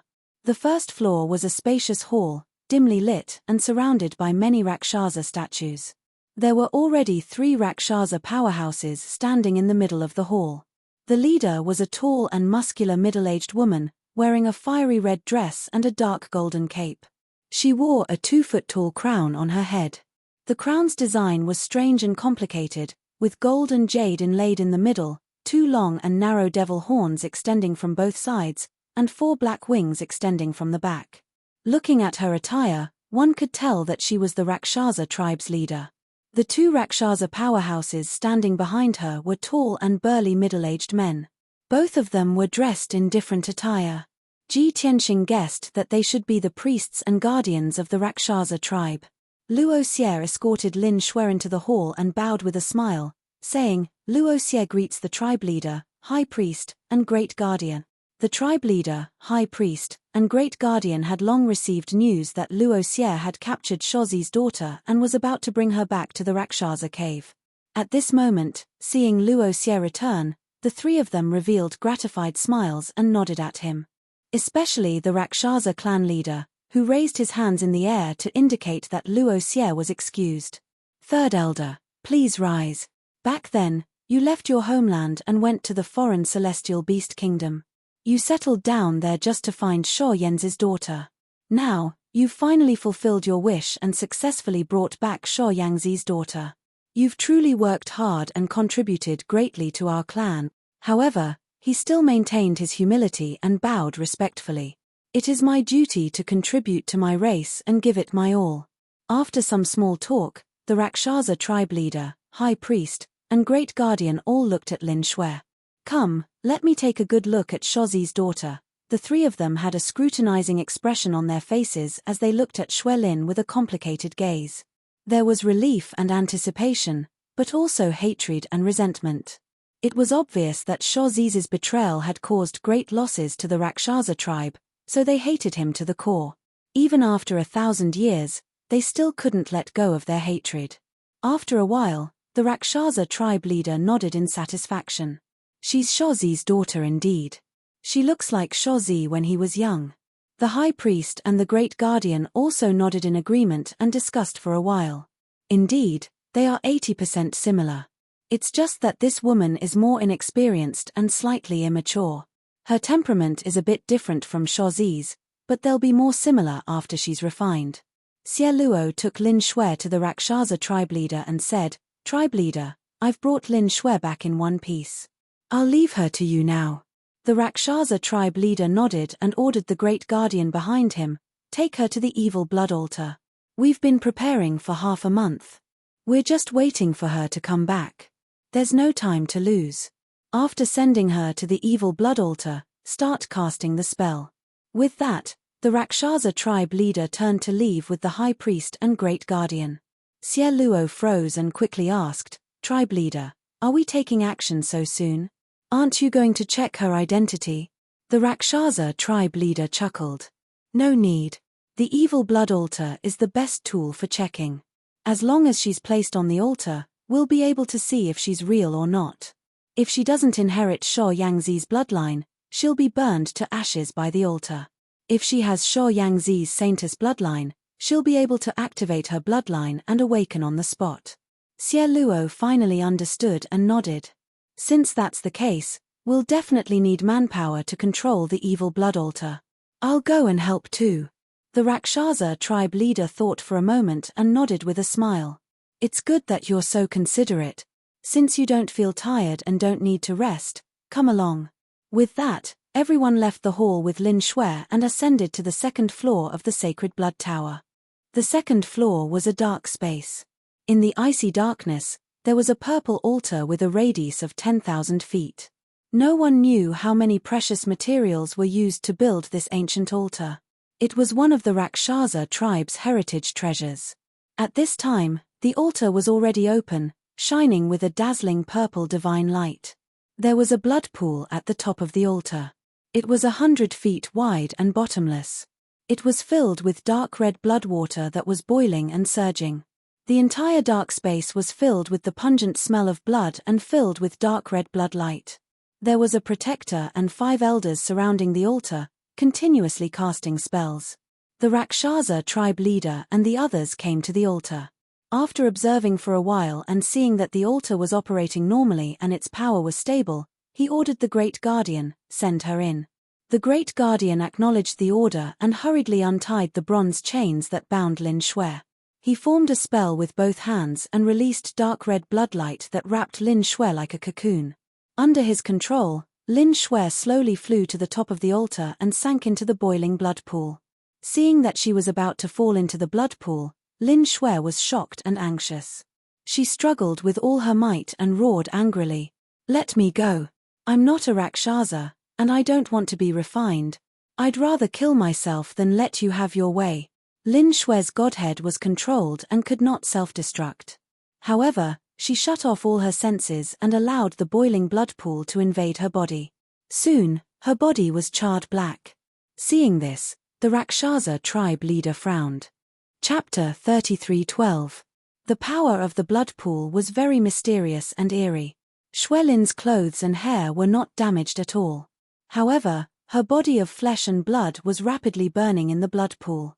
Both her hands and feet were burned into charcoal. The Rakshasa clan leader, Great Guardian, and High Priest all cried out in worry. They did not expect Xuelin to be so stubborn. She was not afraid of pain and death at all. She actually sealed her senses and refused to cooperate with the blood pool. This was troublesome.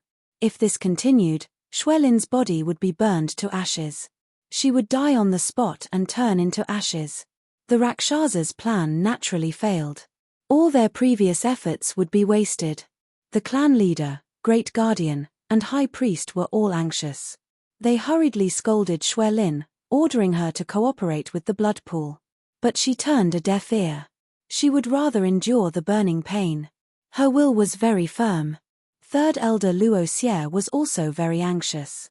He hurriedly waved his hands and cast spells. His hands formed a seal to activate the seal in Xuelin's godhead. "Xuelin, you'd better be smart and cooperate with the blood pool. Only then can you avoid death. Otherwise, I'll activate the seal right now and destroy your godhead. You'll die on the spot," Luo Xie shouted coldly with a chilling expression. The Rakshasa clan leader, High Priest, and Great Guardian heard this. They all frowned, finding it absurd and strange. Was the third elder mad? Or did he lose his composure in a panic and become muddle-headed? What was the use of threatening Xuelin like this? As expected, Xuelin, who had been silent with her eyes closed, actually opened her eyes. She looked at Luo Xie with disdain and sneered. What a joke.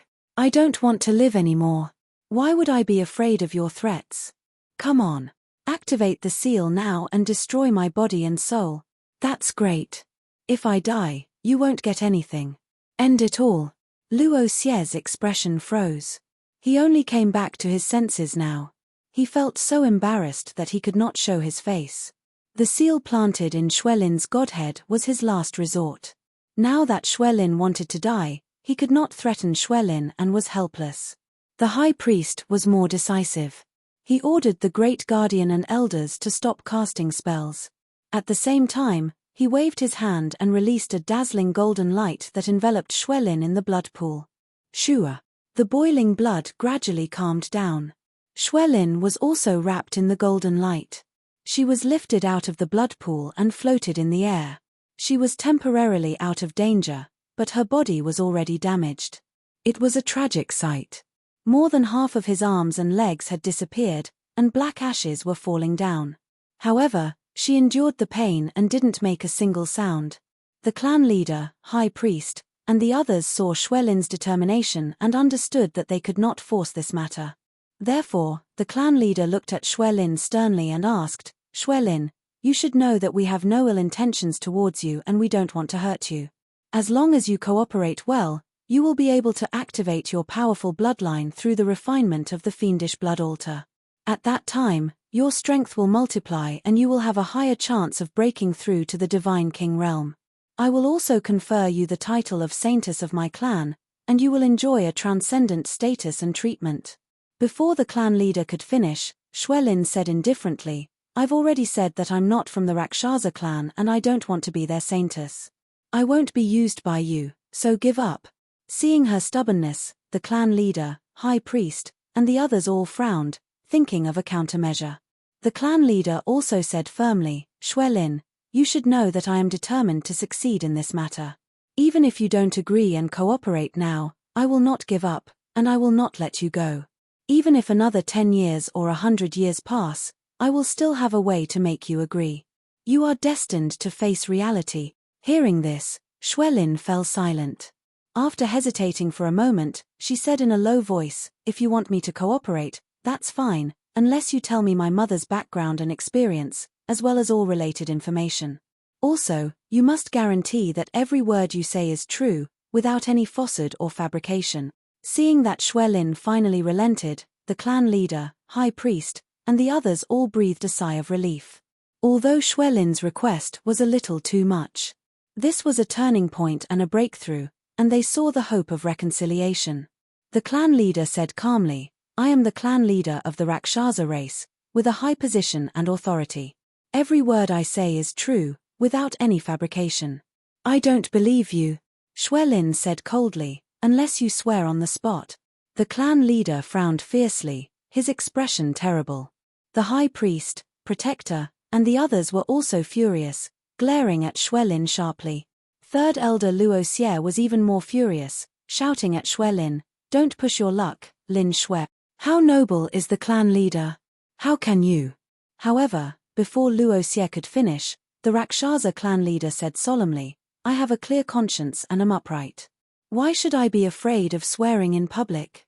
Listen carefully, Xuelin. What I am about to say to you, I swear on my godhead and life that there is no falsehood or fabrication.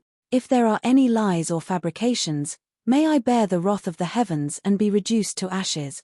Since the Rakshasa clan leader had already sworn, the others could not say anything else. Xuelin's anger subsided as she listened quietly. Silence was restored around the altar. The Rakshasa clan leader said in a serious tone, more than 3,000 years ago, there were 4 powerful tribes in the Yunyang region. All of them had noble bloodlines that had been passed down since the ancient times. Their people were talented and filled with talents. Our Rakshasa clan is one of the 4 primordial clans, and we are one of the strongest clans. It was then that Sho Yanzi was born. She was different from the rest of the tribe. She caused a phenomenon when she was born. When she was very young, she displayed extraordinary talent and comprehension, far more outstanding than the rest of the tribe. When she became an adult, She entered the sacred blood tower to be refined by the demonic blood altar and successfully activated her bloodline. It was then that we realized that her bloodline was the purest, even showing signs of atavism. With such a pure and flawless Rakshasa bloodline, as long as she was nurtured and taught, there was a 90% chance of her breaking through to the divine king realm. Therefore, after a discussion with the elders and priests of the tribe, we unanimously decided to confer Sho Yenzi the title of saintess. You must know that our tribe doesn't have a saintess every generation. It usually takes thousands of years for a girl with exceptional talent to appear and be qualified to be a saintess. When she heard this, Xuelin frowned and asked doubtfully, "What if the person with exceptional talent and pure bloodline is a man?" The Rakshasa clan leader, high priest, and great guardian were stunned for a moment before they smiled playfully. "You're overthinking this. The bloodline of the Rakshasa clan is rather unique. The bloodline inherited by the men is incomplete. Only the women can inherit the purest bloodline. Therefore, the men of our tribe have the surname Luo while the women have the right to have the surname Sho." Chapter 33:13. The Rakshasa clan leader's words sounded preposterous to outsiders. The high priest was afraid that Lin Shui would not believe him, so he quickly explained. "The Rakshasa tribe is different from the other tribes. Our tribe values women, and there are differences in the surnames of men and women. After all, only women can inherit the purest bloodline, the most quintessential skills, and cultivate the true form of the Rakshasa. In the tens of thousands of years since the beginning of time, there have been 12 divine kings in our tribe, but all of them were women. Moreover, these divine kings were just like Cha Yangzi. They had displayed extraordinary talents at a young age. Before they broke through to the divine king level, they were all conferred as the tribe's saintess." After listening to the high priest's explanation, Lin Shui had a deeper understanding of this. The Rakshasa leader continued, "After Cha Yangzi was conferred as the saintess, she received our careful guidance. We poured a lot of effort and cultivation resources into her. It is no exaggeration to say that she is the hope of our tribe's rise, and also carries our tribe's honor and pride. After 1,000 years, Cha Yangzi grew at a shocking speed and became our tribe's youngest upper-level divine lord. However, after she reached the 7th level of the divine lord realm, the improvement of her ability slowed down significantly. Even her comprehension and aptitude seemed to have decreased. We were very anxious about this and tried all kinds of methods, but it was to no avail. At this time, the Crimson Moon tribe took the initiative to express goodwill to our tribe, sending a diplomatic group to propose marriage. Among the 4 ancient tribes in the Yunyang region, the Crimson Moon tribe was the strongest and had the strongest foundation. The Crimson Moon tribe's young lord was also a genius that was hard to come by in 1,000 years. Not only was she extraordinary, but her talent was also outstanding. In addition, the Crimson Moon tribe's young lord, Cha Yangzi, had a good impression of her. After many discussions, we decided to agree to the marriage between the 2 tribes. After all, the marriage between Cha Yangzi and the Crimson Moon tribe's young lord would complement each other's bloodline, and both of them would have a higher chance of breaking through to the divine king level. Furthermore, the Crimson Moon tribe and our tribe have formed an alliance, and will help our tribe to reach a higher level." When she heard this, Lin Shui interrupted and asked, "When you made this decision, did you ask for Cha Yangzi's opinion?" "With her consent." The Rakshasa clan leader was stunned. His expression was unnatural. He nodded and said, "I admit that we made this decision out of selfishness. We didn't ask for Cha Yangzi's opinion. However, we are doing this for the sake of the Rakshasa tribe and her. It will only benefit her." "Ha ha ha." Xuelin suddenly sneered disdainfully, "I hate people like you the most in my life. You keep saying that you are considerate of others, but in fact, you don't care about others' feelings at all. All you do is hurt others, and you don't even know it." The Rakshasa clan leader's expression turned even uglier, but he could not refute him. The high priest, however, kept a straight face and said in a serious tone, "Sho Yangzi is our saintess. In order to raise her, we have poured countless cultivation resources and thousands of years of effort into her. For the prosperity of our race, she should make concessions and compromises. This is to repay the kindness of our race for raising and teaching her." Shui Lin's expression became even more disdainful. She scoffed, just because the Rakshasa raised her, they can use her as a bargaining chip and a tool to strengthen the Rakshasa tribe. If you think so, then she would rather not have your nurturing and teaching. The high priest was filled with resentment. He scolded angrily, "You are ungrateful. You have forgotten your ancestors. You are indeed the same as your mother, an ingrate carved from the same mold." Before he could finish, the Rakshasa clan leader glared at him and cut him off. The high priest could only keep his mouth shut, not saying anything more with a dark expression. The Rakshasa clan leader continued, "Back then, the Crimson Moon clan leader brought the young lord and a diplomatic group to the Rakshasa cave to discuss the marriage. We accepted the Crimson Moon clan's betrothal gift and agreed to the marriage. Both races were happy. Not long after, the news of the marriage between the two races spread throughout the Yunyang region.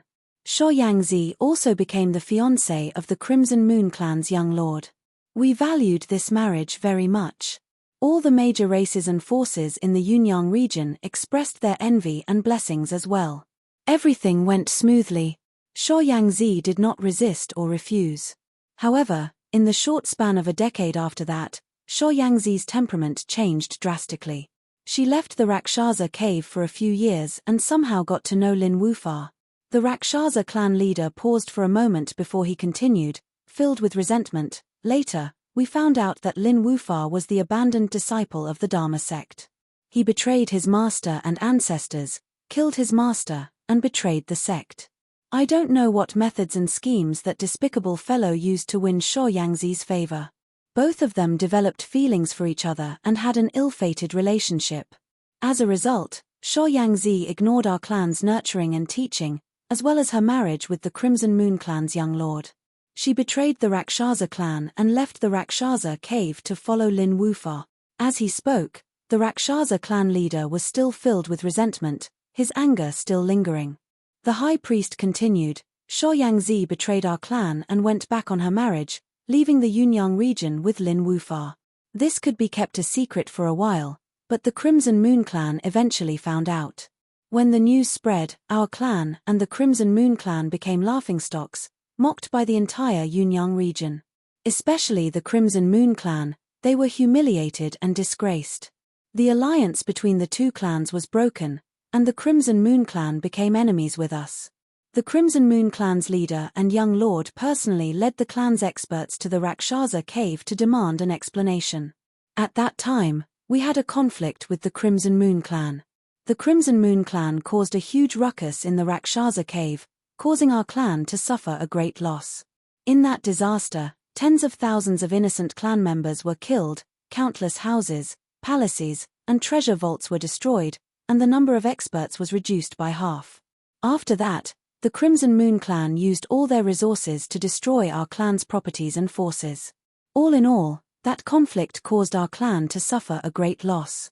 Our clan had also fallen from the second strongest force among the 4 clans to the last place, unable to recover from the setback. Among the top 10 forces of the Yunyang region, our clan had also fallen from the top 5 to the last place. Tell me, do you think Sho Yangzi and Lin Wufar deserved to die?" Lin Shui did not think much of it and sneered, "You brought this upon yourselves. If you had asked for Sho Yangzi's opinion when you decided to let her marry the young lord of the Crimson Moon clan when you made her the saint, how could this have happened? You ignored Sho Yangzi's thoughts and feelings and treated her as a tool for profit, then don't blame her for leaving." Of course, the high priest did not agree with this statement and was about to retort. However, the Rakshasa clan's leader gave him a look, so he could only suppress his anger and keep quiet. Lin Shui looked at the two of them and asked with a cold smile, "Back then, you forced my mother like this and caused her misfortune. Now, you want to use the same method to force me to help the Rakshasa clan?" Chapter 33:14. Faced with Lin Shui's questioning, the Rakshasa leader, the high priest, and the great guardian were not happy. But the Rakshasa leader suppressed his anger and explained patiently. After all, she was the one asking for help. Lin Shui was not even afraid of death, so she would not be threatened. She could only try to persuade Lin Shui patiently. "Lin Shui, we were indeed careless about Sho Yangzi. But more importantly, it was because of her and Lin Wufar. Although we did not ask for her opinion, she should understand our difficulties. How could she betray our tribe? Furthermore, that Lin Wufar was a traitor who had betrayed his master and destroyed his ancestors.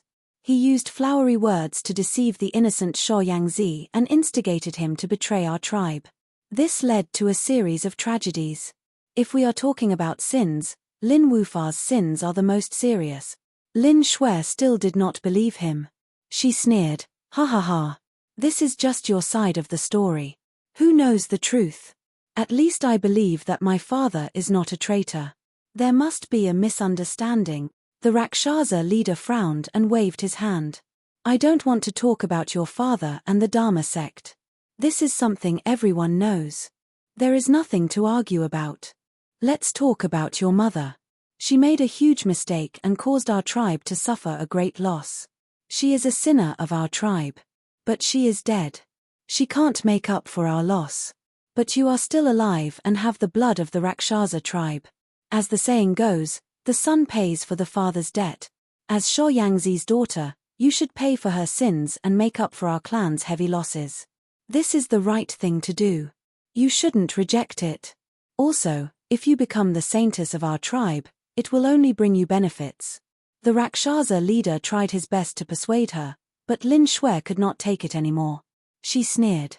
"You think that my mother made a huge mistake and caused the Rakshasa tribe to suffer a great loss, so you want me to replace my mother and make up for the loss? Now that things have come to this, you are still not repentant and do not realize your own mistakes.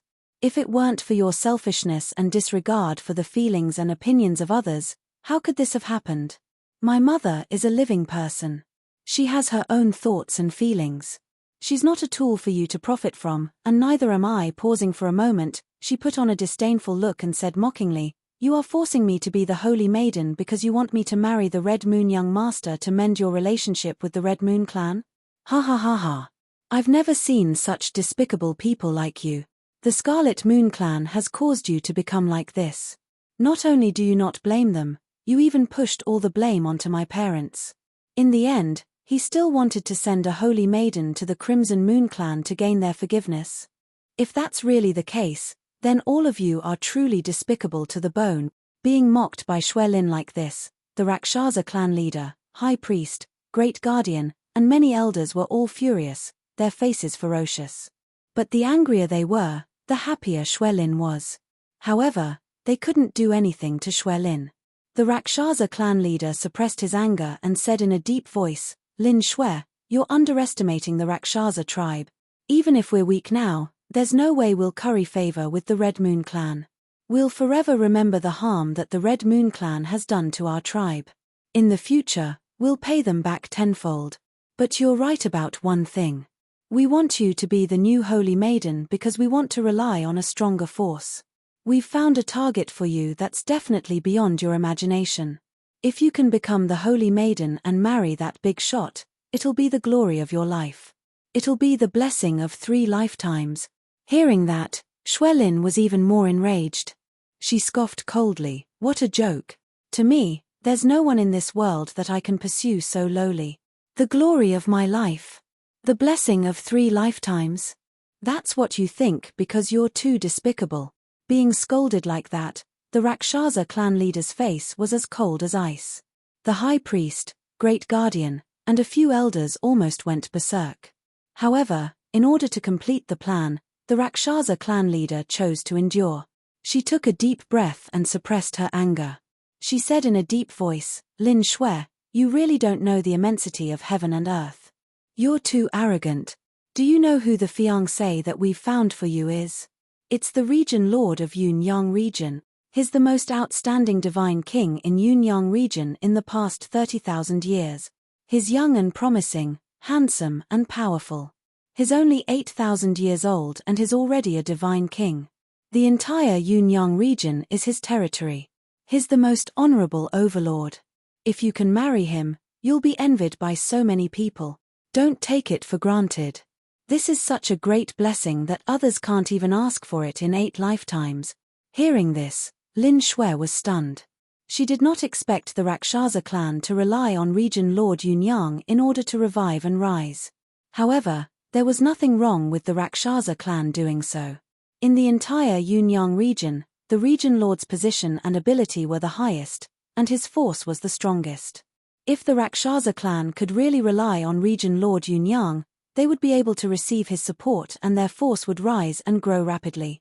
They would no longer be afraid of the Crimson Lunar clan.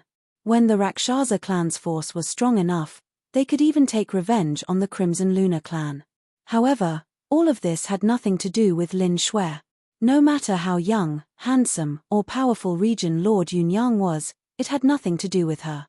Most importantly, in her heart, there was only one person who was the strongest, the most talented, and the most handsome man, and that person was someone that no young genius could compare to. Even region lord Yunyang was no exception.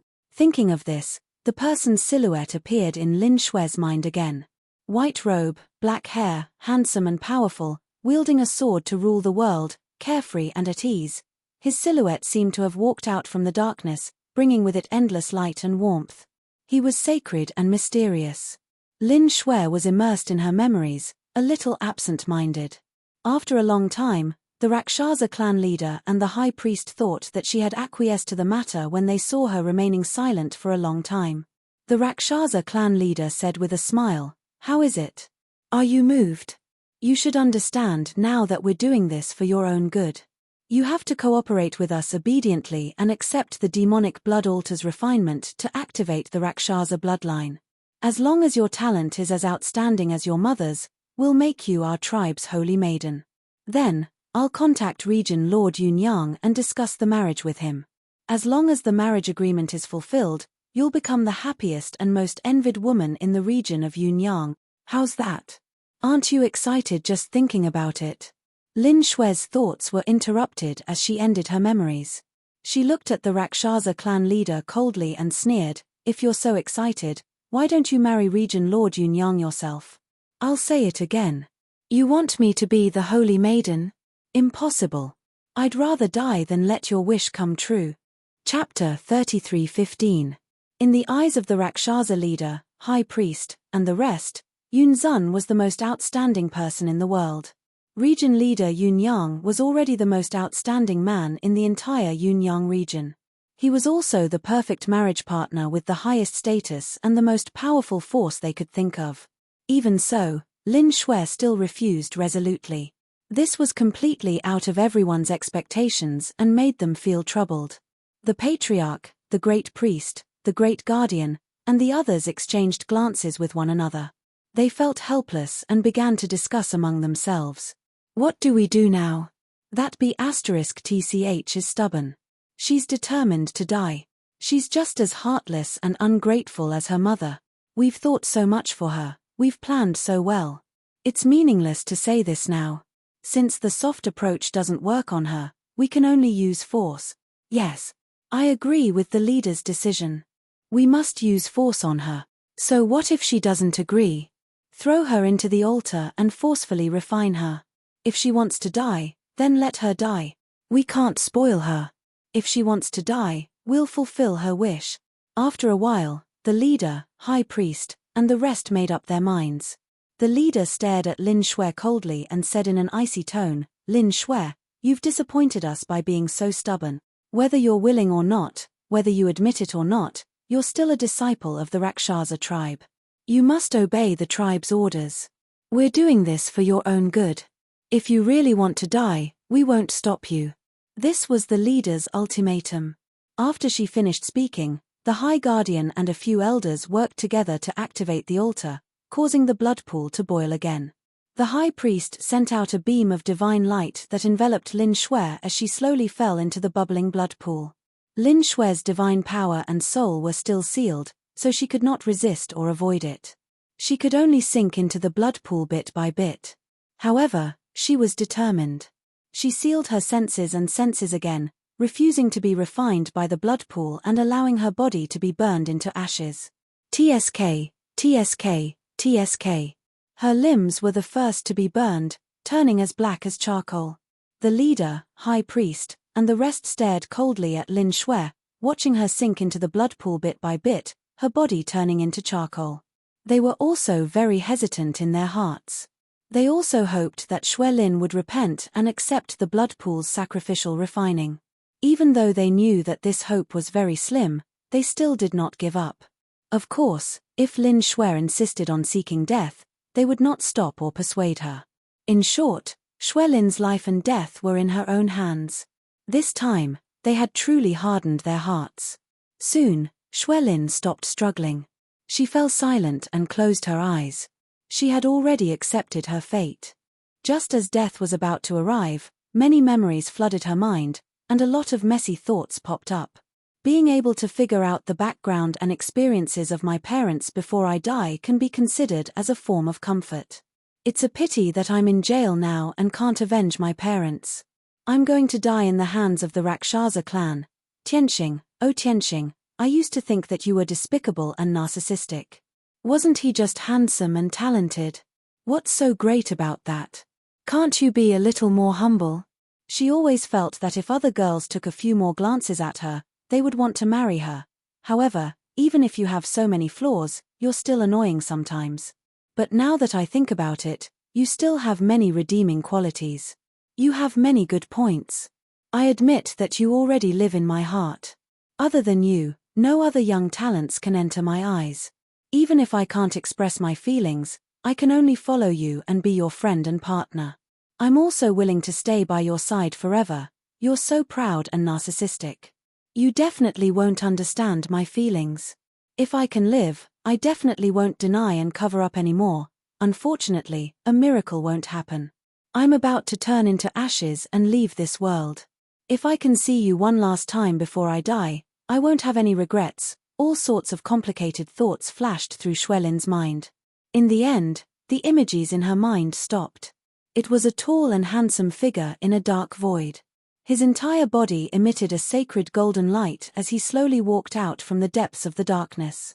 Dressed in a white robe and wielding a sword, he was free and unrestrained. His entire body emitted a noble and confident aura. On his handsome and resolute face, there was always a gentle smile. It made people feel as if they were bathed in the spring breeze. All their worries had been eliminated. Lin stared at the figure in a daze. Seeing him walk closer and closer, her heart was very calm and peaceful. Her entire mind was immersed in the fantasy. She forgot the pain of her body being burned and also forgot about the impending death. She decided to immerse herself in these beautiful memories and calmly accept the arrival of death. But, at this time, a steady and powerful voice of a young man suddenly sounded in her mind. Lin, are you crazy? Wake up, don't kill yourself. The voice that suddenly sounded was so familiar. The tone was somewhat anxious and contained deep concern. Lin was startled. Still immersed in the beautiful memories, she stared at the figure in a daze. I really am possessed. I'm so confused by him that I'm actually hallucinating. If this is really what he said, how good would that be? At least it proves that he still cares about me. He doesn't want me to die. Unfortunately, this is just my wishful thinking. Right now, he should still be in seclusion in the divine ship. He's long gone. These thoughts flashed through Lin's mind. She laughed bitterly at herself. However, that familiar voice sounded in her mind again. Lin, don't be in a daze anymore. If this goes on, you'll really die. Chao Qingyu and I followed you into the demon cave. We're now hiding in the sacred blood tower. If you don't wake up, I'll have no choice but to kill and save you. This time, Lin's body clearly stiffened. She was completely stunned. If the previous sentence was a hallucination, it definitely wasn't this time, even though she was extremely shocked and couldn't believe it was real. However, reason told her that it was Ji Tianxing's voice transmission. Tianxing. Tianxing. Is it really you? Lin finally woke up. Opening her eyes, she turned her head and looked at the darkness around the altar. She didn't make a sound. She only shouted in her heart. After all, she didn't want the demon tribe leader and the others to see through her. Miraculously, Ji Tianxing actually heard her thoughts. Of course, it was also possible that he guessed her thoughts from her expression and reaction. Immediately after, Ji Tianxing transmitted his voice to her again. Lin, although you left secretly and didn't tell me, 3 days passed. However, when the 3 days were up, Chao Qingyu told me the truth. We investigated and followed you all the way here. Don't worry. With us here, nothing will happen to you. What you need to do now is accept the blood pool's sacrificial ceremony calmly. Chapter 33:16. Hearing Ji Tianxing's voice again, Lin Shui's anxious heart immediately calmed down. Ji Tianxing had this kind of magic power. No matter how dangerous the situation was, as long as he was there, he could make people feel at ease and at ease. Lin Shui came back to her senses and became clear-headed. Ji Tianxing's words made her feel warm and at ease, and she saw the hope of survival. She didn't want to die anymore. She just wanted to live and leave the sacred blood tower as soon as possible to return to Ji Tianxing. However, she still had to listen to Ji Tianxing's words. She quickly opened her 5 senses and 6 senses, no longer letting the blood pool burn her body. She began to accept the blood pool's sacrificial refining, guiding the power of the blood pool to repair her damaged body, bones, and blood vessels. However, she still had some doubts and thought to herself, why should I accept the blood pool's sacrificial refining? Wouldn't that be fulfilling the Rakshasa's wish? Ji Tianxing's voice sounded again and he explained to her, don't worry. With me around, the Rakshasa won't get what they want. With your current talent, your potential is about to be exhausted. You can only reach the peak of the divine monarch realm at most in this life, and you can't go any further. There's no hope of breaking through to the divine king realm. Therefore, only by accepting the blood pool's sacrificial refining and activating the Rakshasa bloodline can you have hope of breaking through to the divine king realm.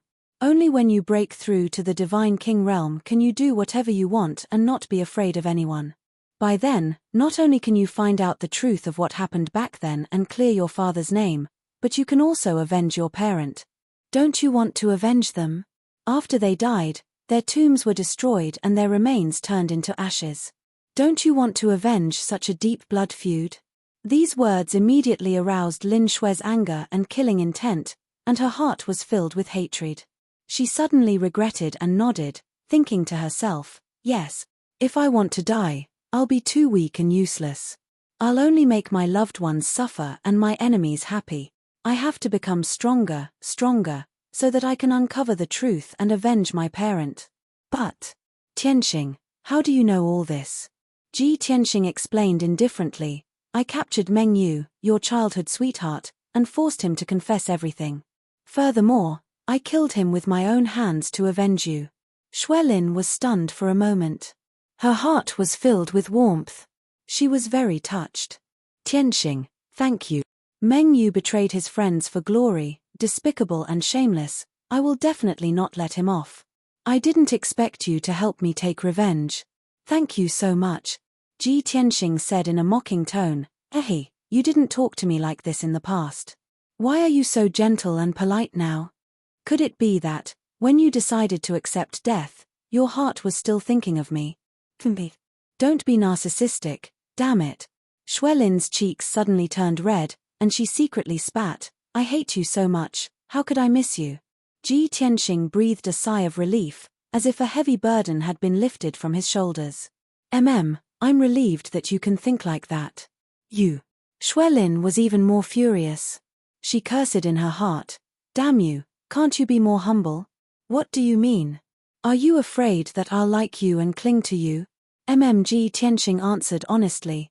Xuelin was even more embarrassed and angry. She was so angry that she wanted to stomp her feet. Don't be so smug. You're full of flaws, arrogant, narcissistic, and arrogant. How could I like you? Ji Tianxing quickly persuaded, if you don't like me, then why are you so agitated? Calm down, the Rakshasa people have already noticed something strange. Xuelin quickly suppressed her anger and calmed down. She looked around and saw the Rakshasa tribe leader, high priest, and the rest. They were all looking at her with their eyes wide open in surprise, their faces full of confusion. Everyone was observing her and whispering to each other. Hey! Didn't that bitch want to die? Why did she change her mind all of a sudden? Ha ha ha. Don't be fooled by her pretense of being chaste and having a strong will. Actually, people are all afraid of death. How could they accept death so calmly? That's right. No matter how strong her will is, in the face of death, she'll choose to compromise. Being afraid of death is one of the reasons, but the most important reason is that she's thought it through. After all, we've planned such a beautiful future for her. How could she not be moved? That's great. Our plan can be carried out smoothly. TSK, TSK, TSK. If we knew that she was so afraid of death, we wouldn't have wasted so much time talking to her. We could have just used force. The tribe leader, high priest, and great guardian were all sneering, their words full of disdain and pride. Of course, their hearts that were hanging in the air were now at ease. Everyone chose to ignore Shui Lin's strange reaction of looking around blankly and changing expression. After all, everyone knew that Shui Lin's change from seeking death to dragging out an ignoble existence must have been a huge psychological change and emotional fluctuation. Unknowingly, an hour had passed. Shui Lin accepted the blood pool's refinement calmly and cooperated fully with the operation of the malevolent blood altar. Indeed, there were very obvious effects. Her charred limbs were gradually restored to their original state. Then, the power of the blood pool seeped into her body and spread to her limbs, bones, blood vessels, and bone marrow, transforming her body rapidly. Her divine blood was also being refined and strengthened. It began to flow faster as a mysterious power surged within it. The Rakshasa tribe leader, high priest, and the others were completely relieved when they saw that. They could already tell that there was indeed tremendous potential hidden in Shui Lin's bloodline. Clearly, Shui Lin had inherited the bloodline of her mother, Shu Yanzi, as well as the legacy of the Rakshasa race. That was absolutely great news for the Rakshasa race. Although Shui Lin started to cooperate with the blood pool's refinement, she still had to put on a show. At the very least, the Rakshasa tribe leader and the others had to brainwash her and change her mind and will to make her loyal to the Rakshasa race. The Rakshasa tribe leader looked down at Shui Lin in the blood pool with a gentle smile and said in a comforting tone, "Shui Lin, I'm very gratified that you've realized your mistake and turned back. I really don't wish to see the sins your mother committed back then repeat themselves on you. Of course, we'll learn from our mistakes and won't treat you like how we treated your mother back then. As long as you successfully activate your bloodline and be our race's saint, we'll nurture you with all our might. By then, not only will your status skyrocket when you marry region leader Yun Yang, the Rakshasa race will rise again as well. This way, it's not only atoning for your mother's sins, it's also your contribution to our race." The Rakshasa tribe leader tried his best to persuade Shui Lin, instilling the concept of atoning, contributing, and changing her fate. His goal was to make Shui Lin loyal to the Rakshasa race and follow their arrangements willingly. Chapter 33:17. After the Rakshasa leader was done speaking, the high priest smiled kindly and persuaded Lin Shui. "Lin Shui, the demonic blood altar needs to operate for a month to continuously refine you. Only then can it fully activate your bloodline and strengthen your divine body. When your Rakshasa bloodline is fully awakened, your appearance and physique will change. You will be as beautiful as your mother when she was young. In addition, your innate talent will increase several times and your ability will have a qualitative leap. Most importantly, you will have the qualification and hope to break through to the Divine King level. However, these are only the foundation. The key deciding factor is still our nurturing. When you're crowned as a saint, not only will we invest a large amount of cultivation resources, we'll also teach you hundreds of skills, nurturing you with all we have. During this period, we'll contact region leader Yun Yang and help you set up a marriage contract. When you're outstanding and strong enough, you and region leader Yun Yang will be married. By then, you'll be the dazzling and motherly region leader's wife. You'll be the most honorable woman in the entire region of Yun Yang." One had to admit that the Rakshasa leader and the high priest's words were very persuasive. If it were any other girl, she would have been motivated to the point of boiling with excitement, filled with longing and fantasizing. However, Lin Shui's emotions were calm. Her expression and gaze were indifferent, without much emotion. Even the words of the leader and the high priest were laughable in her ears. She had long made up her mind to leave the Rakshasa cave with Ji Tianxing once the month of refining was over. She did not have a good impression of the Rakshasa tribe. If they were stopped, She would not show mercy and Ji Tianxing would go on a killing spree. Next, the Great Guardian and a few elders took turns to guide and educate Lin Shui. Of course, they also taught Lin Shui the method of refining with the blood pool. The leader even undid Lin Shui's seal personally, releasing her soul and divine power. She had completely regained her freedom now, without any restraint. However, she had no intention of running away. She continued to follow the leader and the high priest's guidance, cultivating with the blood pool to activate her bloodline.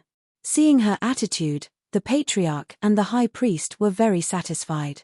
2 days later, seeing that her condition had stabilized and the effects of the sacrificial refining were obvious, the clan leader and high priest left. Only the head protector and a few elders remained, continuing to control the operation of the fiend blood altar. Xuelin was also silent. She focused on refining her god body and activating her bloodline power. As for Ji Tianxing and Chao Qingyu, they were still hiding in the dark in the sacred blood tower. No one had discovered them. The two of them hid in the dark space on the 3rd floor of the sacred blood tower. Both of them had concealed their auras so that no one would discover them. While Xuelin was sacrificial refining in the blood pool, the two of them had nothing to do and observed the layout of the 3rd floor. The Saint Blood Tower was an absolute forbidden area of the Rakshasa race, and it was also a treasure land that had been passed down for more than 30,000 years. The 1st floor was the main hall, the 2nd floor was the fiend blood altar, and the 3rd floor was the treasury. Between the 2nd and 3rd levels, there was a top-notch monarch-grade divine array seal.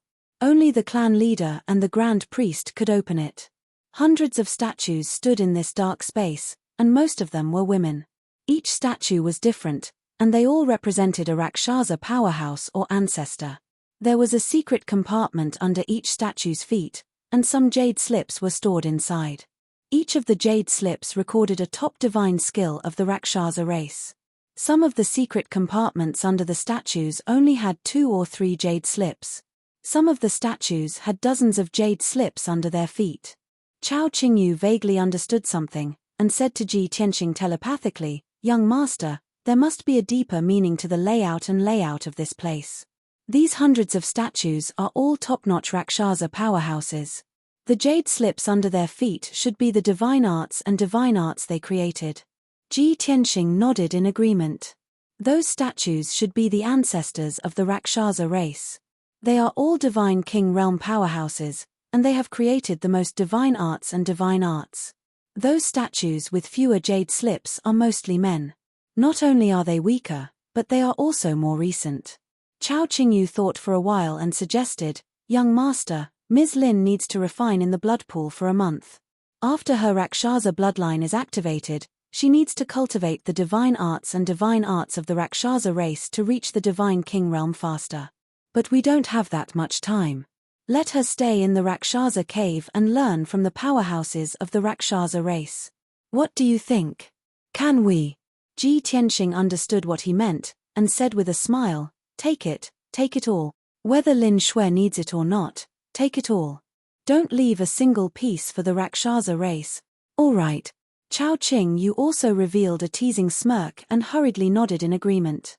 Then, he took the jade slips himself. He opened the secret compartments under the feet of each statue. He didn't look at how many jade slips there were, or what divine arts they recorded, and put them all into his interspatial ring. In just an hour, he had plundered every single jade slip at the feet of over 100 statues. He counted with his divine sense. There were more than 2,100 jade slips. In other words, there were more than 2,100 types of divine arts and divine art. Chao Qingyu handed the interspatial ring to Ji Tianxing and said with a smile, "Young master, these 2,100 jade slips should cover all the Rakshasa race's divine arts. Even if Ms. Lin is talented, it will take her thousands of years to cultivate them all." Ji Tianxing nodded and said with a smile, "When the time comes, give them to Lin Shui and let her choose from them. She doesn't have to cultivate them all. I'm just thinking, when the Rakshasa race leader and high priest come here and find that the jade slips are gone, what will their expressions and reactions be?" "Hee." Chao Qingyu grinned and said, "They will be so angry that they will vomit blood. They will even have thoughts of dying." Ji Tianxing cast a sidelong glance at him and said teasingly, Qingyu, I noticed that you seem to be enjoying it. I really didn't expect that an honest person like you with thick eyebrows and big eyes would actually become evil too. Chao Qingyu was stunned for a moment. Scratching his head rather awkwardly, he said, "It's all young master's teachings. I'm just following suit." Ji Tianxing was immediately speechless and rolled his eyes at him.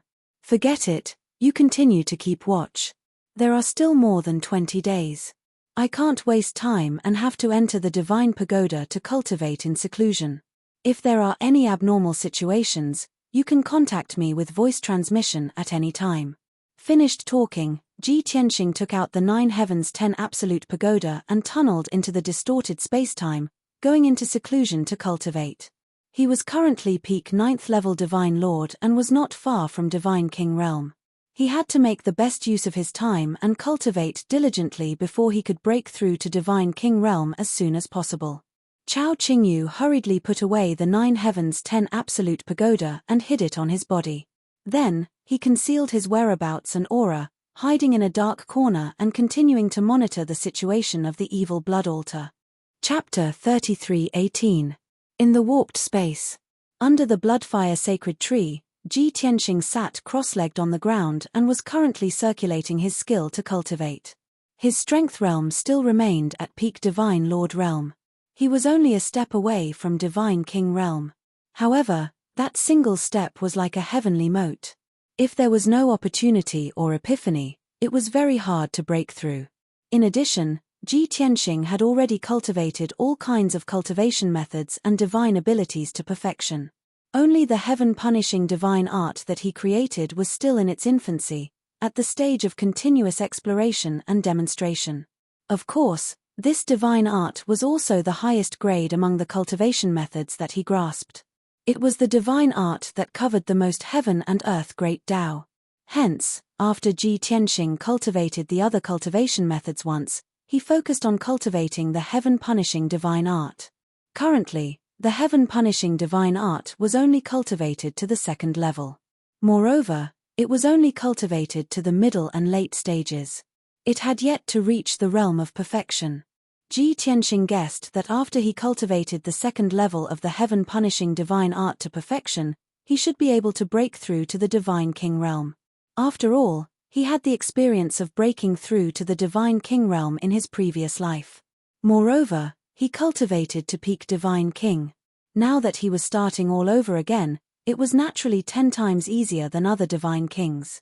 Swoosh, swoosh. As Ji Tianxing revolved the heaven-punishing divine art over and over again, his body was shrouded in sacred golden light. It flickered continuously from bright to dark as if it was breathing. Every time the divine art revolved, his strength would also increase a little along with it. In the warped space, time passed by very quickly. 3 days, 5 days, half a month. Following the passage of time, Ji Tianxing's strength increased steadily. His divine Tao foundation also became more and more robust. A month later, his strength had doubled. And the current him was equivalent to 20 times the strength of an ordinary peak divine lord. After all, his own strength, foundation, and combat power were equivalent to 10 times of a divine lord of the same realm. Other divine lords doubling their strength became twice that of a peak divine lord. And his doubling was 20 times that of a peak divine lord. 2.5 months later, the heaven-punishing divine art cultivated to the late stage of the 2nd level. He reached 30 times the strength of a peak divine lord. 4.5 months later, the 2nd level of the heaven-punishing divine art was accomplished. He had 40 times the strength of a peak divine lord. To all divine lords, it was an unattainable and unimaginable realm. But for Ji Tianxing, this was still not his limit. He was still desperately cultivating and perfecting the 2nd level of the cultivation technique. His strength was still steadily increasing. 7 months later, the 2nd level of the heaven-punishing divine art was close to perfection. He had strengthened it by 50 times. 10 months later, Ji Tianxing's 2nd layer of cultivation technique was perfected and supplemented. He had also cultivated it to perfection and strengthened it by 60 times. However, the further he progressed, the slower his strength would increase, and the longer the time it would take. However, He had yet to reach his limit and was still improving his strength. Of course. In order to increase the speed of his cultivation, he had tried to deduce the third level of the heaven-punishing divine skill. Unfortunately, the third level of the cultivation technique was at the God-King realm. Only by breaking through to the God-King realm would one be able to derive it and establish the foundation. Thus, Ji Tianxing patiently repeated the second level of the cultivation method. 10,000 times, 100,000 times, 1,000,000 times. His strength had also increased by 70 times, 80 times, 90 times. The situation was already very clear. His limit was 99 times of a peak divine lord. Only at that time could he rely on his heaven-defying foundation and accumulation and step into the God-King realm in one stroke. Chao Qingyu had been lurking in the sacred blood tower the whole time, keeping a close eye on the situation of the fiend blood altar. Fortunately, nothing unexpected happened in the 20 days either. The chief protector and several elders were very responsible, focusing on controlling the altar and activating Lin Shue's bloodline, not daring to slack off in the slightest. Lin Shue was also very cooperative, fully focused on cultivation from start to finish, accepting the blood pool's sacrificial refinement and strengthening. Presently, her bloodline was already successfully activated. But it was still in the stabilization and strengthening stage. Her strength also advanced by leaps and bounds, breaking through to level 9 Divine Lord realm. Furthermore, it was still improving continuously. At the same time, her outer appearance was also quietly undergoing changes. Compared to the sacred blood tower's tranquility, inside Rakshasa cave was very lively. Chao Qingyu had been secretly monitoring all along and naturally grasped Rakshasa cave's situation too. In these 20 days, to the Rakshasa clan's 10,000 clansmen, it was filled with pleasant surprises and anticipation. First, the news of third elder Luo Xie's meritorious deed of bringing back the previous saint's daughter had spread throughout the Rakshasa clan. The Rakshasa clansmen all knew that the previous saint, Shuo Yanzi, was a peerless beauty, a rare talent that only appeared once every 10,000 years. She was the clansman who had the highest hope of breaking through to the Divine King realm. Unfortunately, Shuo Yanzi was deceived by villains and led astray, causing the Rakshasa clan to suffer a great loss. She had also become a sinner of the Rakshasa clan, unable to be forgiven even until death. However, Shuo Yanzi's daughter, Lin Shue, had inherited Shuo Yanzi's talent and inheritance. Even if her bloodline was not pure enough and she had only inherited 70 to 80% of it, she was still the most qualified to be the saint. Furthermore, Lin Shue was willing to return to the Rakshasa clan to be the saint despite knowing that Shuo Yanzi had committed a great sin. What did this mean? It meant that Lin Shue was sincerely remorseful and wanted to atone for Shuo Yanzi's sins, helping the Rakshasa clan to recover and rise again. Most importantly, there was an extremely important and explosive piece of news that had also spread throughout Rakshasa cave. After a discussion between the chief, high priest, protector, and elders, they had decided to unite the new saint with the great region leader Yun Yang by marriage. Who was region leader Yun Yang? He was the most outstanding, powerful, and honorable divine king in this region. As long as the saint and region leader Yun Yang were united by marriage, it would be a great blessing. The Rakshasa clan would be able to climb up the social ladder and become one of the most honorable forces in the region leader Yun Yang. With region leader Yun Yang's support, the Rakshasa clan would be able to recover quickly and return to the top 5 forces. With the help of the region leader, the saint would be able to break through to the Divine King realm. Then, the Rakshasa clan's power would increase tremendously and they would become the second strongest force, second only to the domain leader's mana. Thinking of this, the tens of thousands of Rakshasa clan's people were excited, filled with anticipation and longing. Besides that, there was something else that was a secret that had not been made public and was not known to the Rakshasa clan. Just a few days ago, the Rakshasa chief had officially submitted a letter to the region leader Yun Yang on behalf of the Rakshasa clan. The letter stated that the Rakshasa clan was very sincere in their request for a marriage alliance with the region leader. The current saint was pure and had outstanding talent, a beauty that was hard to come by in thousands of years. In addition, the Rakshasa clan would nurture the saint with all their might, allowing her to break through to the Divine King realm and become the region leader's right-hand man. If the region leader was willing to accept the marriage alliance, the Rakshasa clan would be loyal and assist the region leader wholeheartedly. All in all, the Rakshasa clan had shown enough sincerity and their attitude was sincere and respectful. After submitting the letter, the Rakshasa chief and high priest waited for the region leader's reply in a state of anxiety and uneasiness. 8 days had passed. It was tonight that the Rakshasa chief finally received a reply from the region leader Yun Yang. The region leader's answer was something no one had expected. Chapter 33:19. Late at night. In the Rakshasa tribe's Rakshasa palace, in a dimly lit study room. The Rakshasa leader sat behind a large jade table, looking out of the window in silence as she stared blankly. At her age and ability, there was not much point in cultivating anymore. She was already a pinnacle divine lord, and the various skills she had mastered had reached their peak as well. Without a great opportunity, she could never break through to the divine king realm. No matter how much she cultivated, she could not improve her ability anymore. In other words, she was close to her limit. Most of the time, she was busy managing the Rakshasa tribe's affairs. Occasionally, she would daydream and ponder about life, hoping for some epiphany or opportunity. Of course. She was definitely not trying to comprehend anything now. She looked calm on the surface, but her heart was filled with apprehension. 8 days had passed since she submitted the letter to Territory Leader Yun Yang.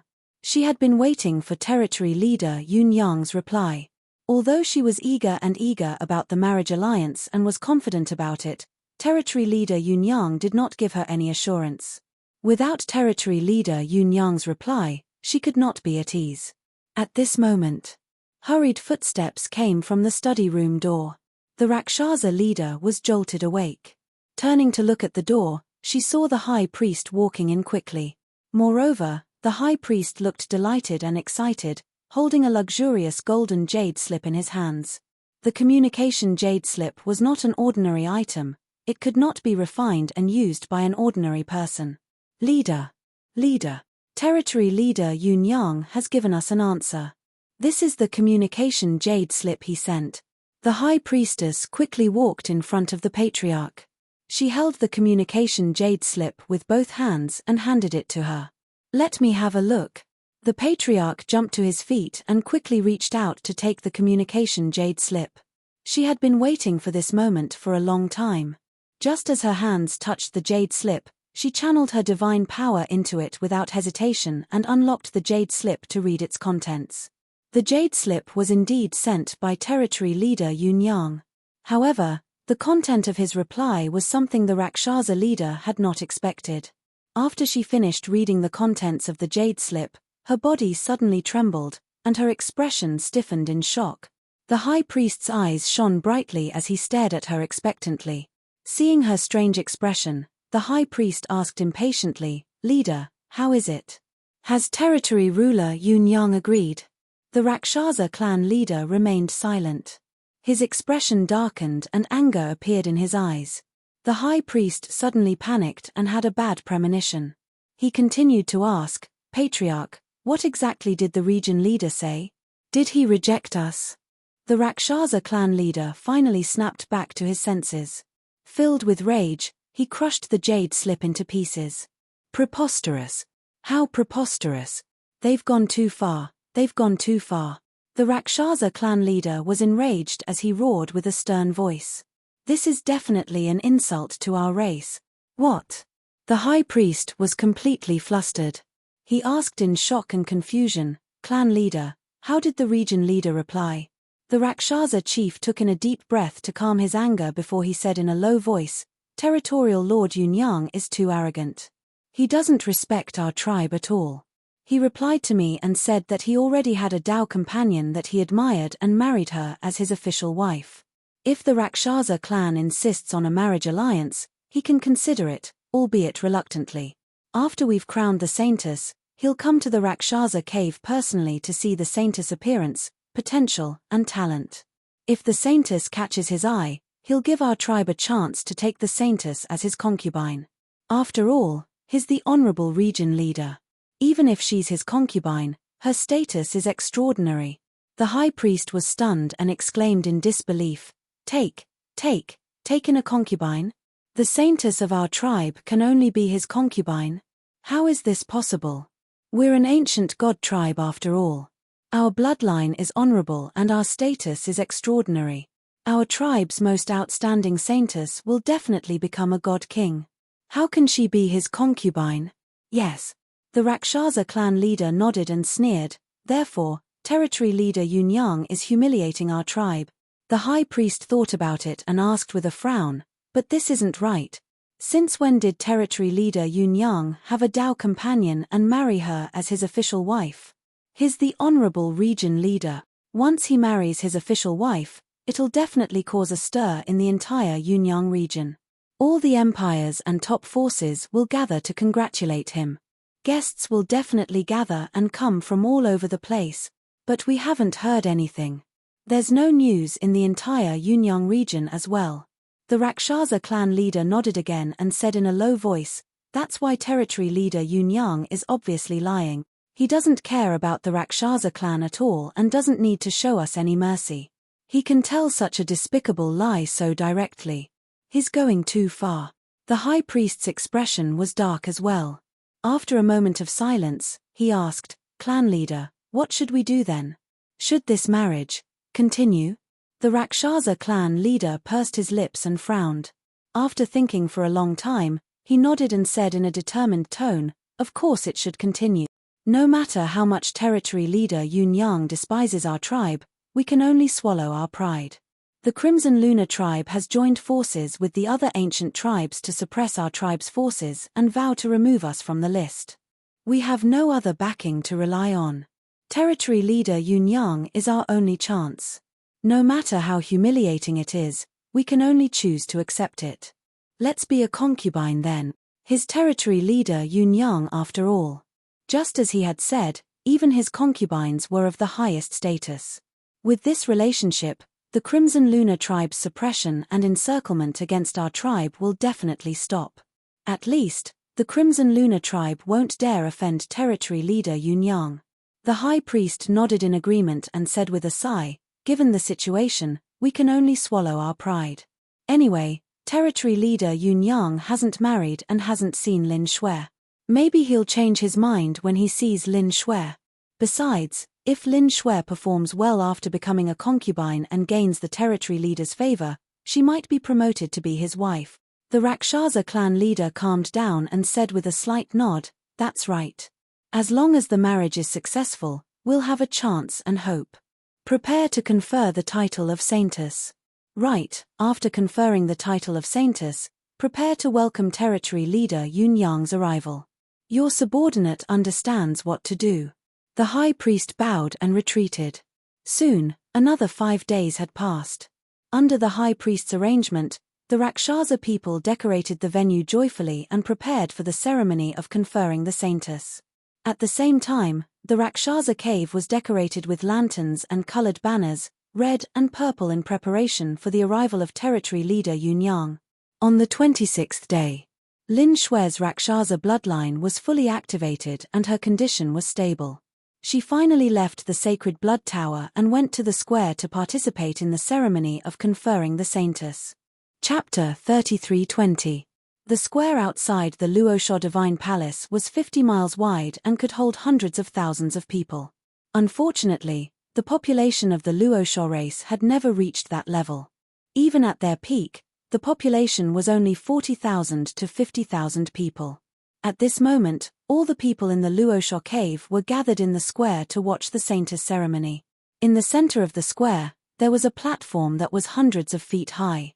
Several statues of the Luosha ancestors stood there, looking very solemn and sacred. After Lin Shui activated the Luosha bloodline, this was the first time she appeared in front of the public. Compared to when she first entered the Luosha cave, her appearance and figure had indeed changed. The most obvious change was that she was taller, and her figure and appearance were more enchanting. She exuded a breathtaking charm. Before, she was still petite, delicate, and cute. She even exuded a bit of a demonic aura. But now, she was even more dazzling and stunning. She unleashed her demonic and charming powers to the extreme. Under the protection of the high priest and many elders, Lin Shui stepped onto the platform. Tens of thousands of Luoshao people finally saw Lin Shui's appearance. They immediately exclaimed in shock and cheered. Many of the Rakshasa men were stunned. They could not help but exclaim loudly. Because Lin Shui now looked 90% like her mother, Shaoyanzi. In the eyes of the Luoshao people, it was as if the saintess Shaoyanzi had returned.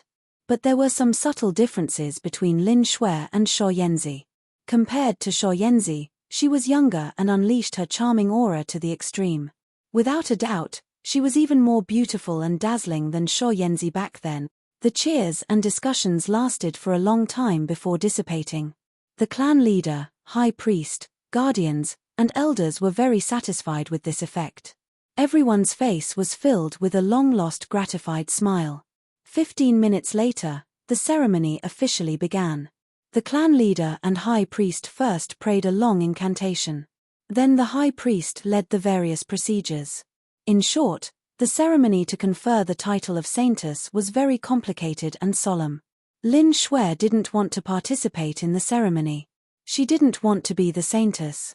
Now that she had awakened the Luoshao bloodline, her strength had increased several times. Her talent and potential had also improved greatly. She felt that she was qualified to reach the immortal king realm. She only wanted to leave Rakshasa cave as soon as possible. However, Ji Tianxing never showed up, nor did he send her any instructions through voice transmission.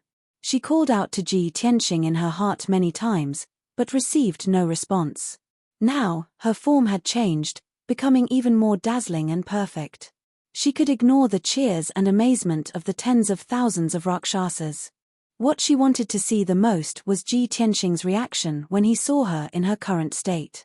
Would they be amazed and delighted by it? Or do you feel discomfort and disgust? Xuelin was quite nervous. Under such circumstances, she could only wait patiently.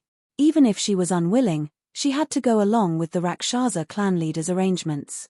This was because she believed that Ji Tianxing definitely hadn't left and was still in Luoshao cave. However, Ji Tianxing had his own plans. She only needed to wait for Ji Tianxing's instructions. In the distorted space, Ji Tianxing was still meditating under the blood flame sacred tree. Only 25 days had passed in the outside world, but he had been cultivating in seclusion for 3.5 years.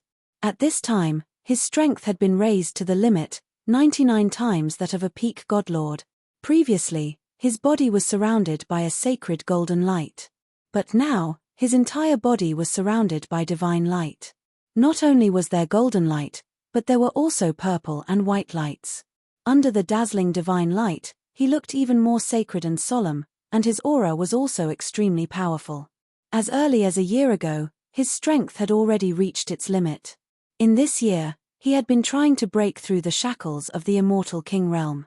Back then, when Kenshin was trying to break through to the immortal king realm, he tried more than 30 times before succeeding. Kenshin was in seclusion for more than 30 years before successfully breaking through from a peak godlord to the immortal king realm. And now, Ji Tianxing had reached the most critical juncture. He had already tried 7 times, and this was the 8th time. And this time, he was about to succeed. 1 day, 2 days, 3 days, a short 5 days later. Suddenly, there was a thunderous boom in Ji Tianxing's body, as if some wall or barrier had been forcefully broken open. Without a doubt, Ji Tianxing had finally broken through the shackles and returned to the immortal king realm. At that moment, his body shook. The 3-colored divine light around his body also underwent a drastic change, turning into 5-colored divine light. A majestic wave of divine power erupted from his body. 7-colored divine light also rushed out from his head, forming 9 7-colored divine dragons that rushed into the void. Swoosh! Swoosh! The 9 divine dragons that were tens of thousands of feet long floated above the blood flame sacred tree, circling around and letting out dragon roars that shook the 9 heavens. In an instant, billions of 7-colored rays of light shone down, illuminating the entire distorted spacetime. Ji Tianxing became the most dazzling ball of light, as dazzling as a star. An incomparably vast divine power spread out from his body, splitting into billions of light pillars that landed in the distorted spacetime. Suddenly, The entire distorted spacetime was filled with specks of divine light that were filled with dense and pure divine power. Yun Yarrow, Ji Ku, Wu Shuang, the White Dragon and the others who were cultivating in seclusion were bathed in the specks of divine light. They were instantly energized and their strength surged. Even the blood flame sacred tree behind Ji Tianxing greedily absorbed the starlight and specks of divine power. This was the so-called when a man achieves the Tao, even his chickens and dogs ascend to the heavens. Ji Tianxing had successfully broken through to the immortal king realm and accumulated a terrifying amount of divine power, so a portion of it leaked out. This portion of divine power wasn't wasted. It scattered in the distorted spacetime, helping and purifying everyone, allowing them to improve by leaps and bounds.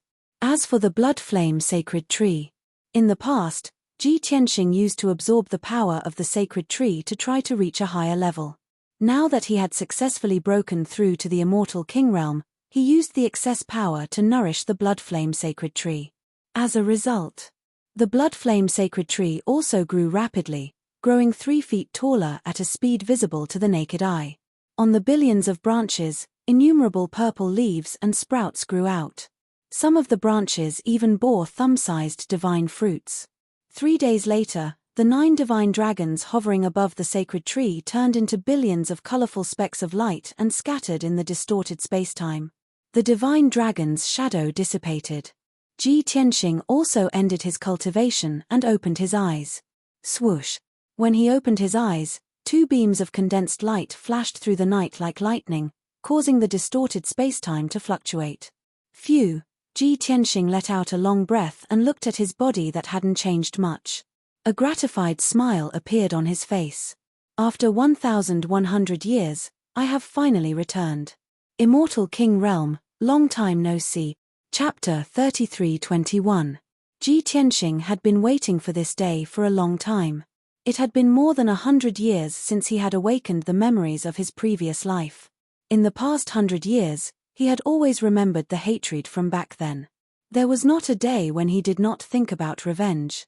Now that he had returned to the godly king realm, he finally had the hope of revenge. He had taken the first step. That was right. Even if he had returned to the godly king realm, he only saw the hope of revenge. He still did not have the right to take revenge. After all, his mortal enemies were the 5 most powerful giants of the godly world. Any one of them was an existence that had surpassed the godly king realm and ruled over a continent. He still had a long way to go. After getting up, Ji Tianxing looked around to check on everyone's cultivation.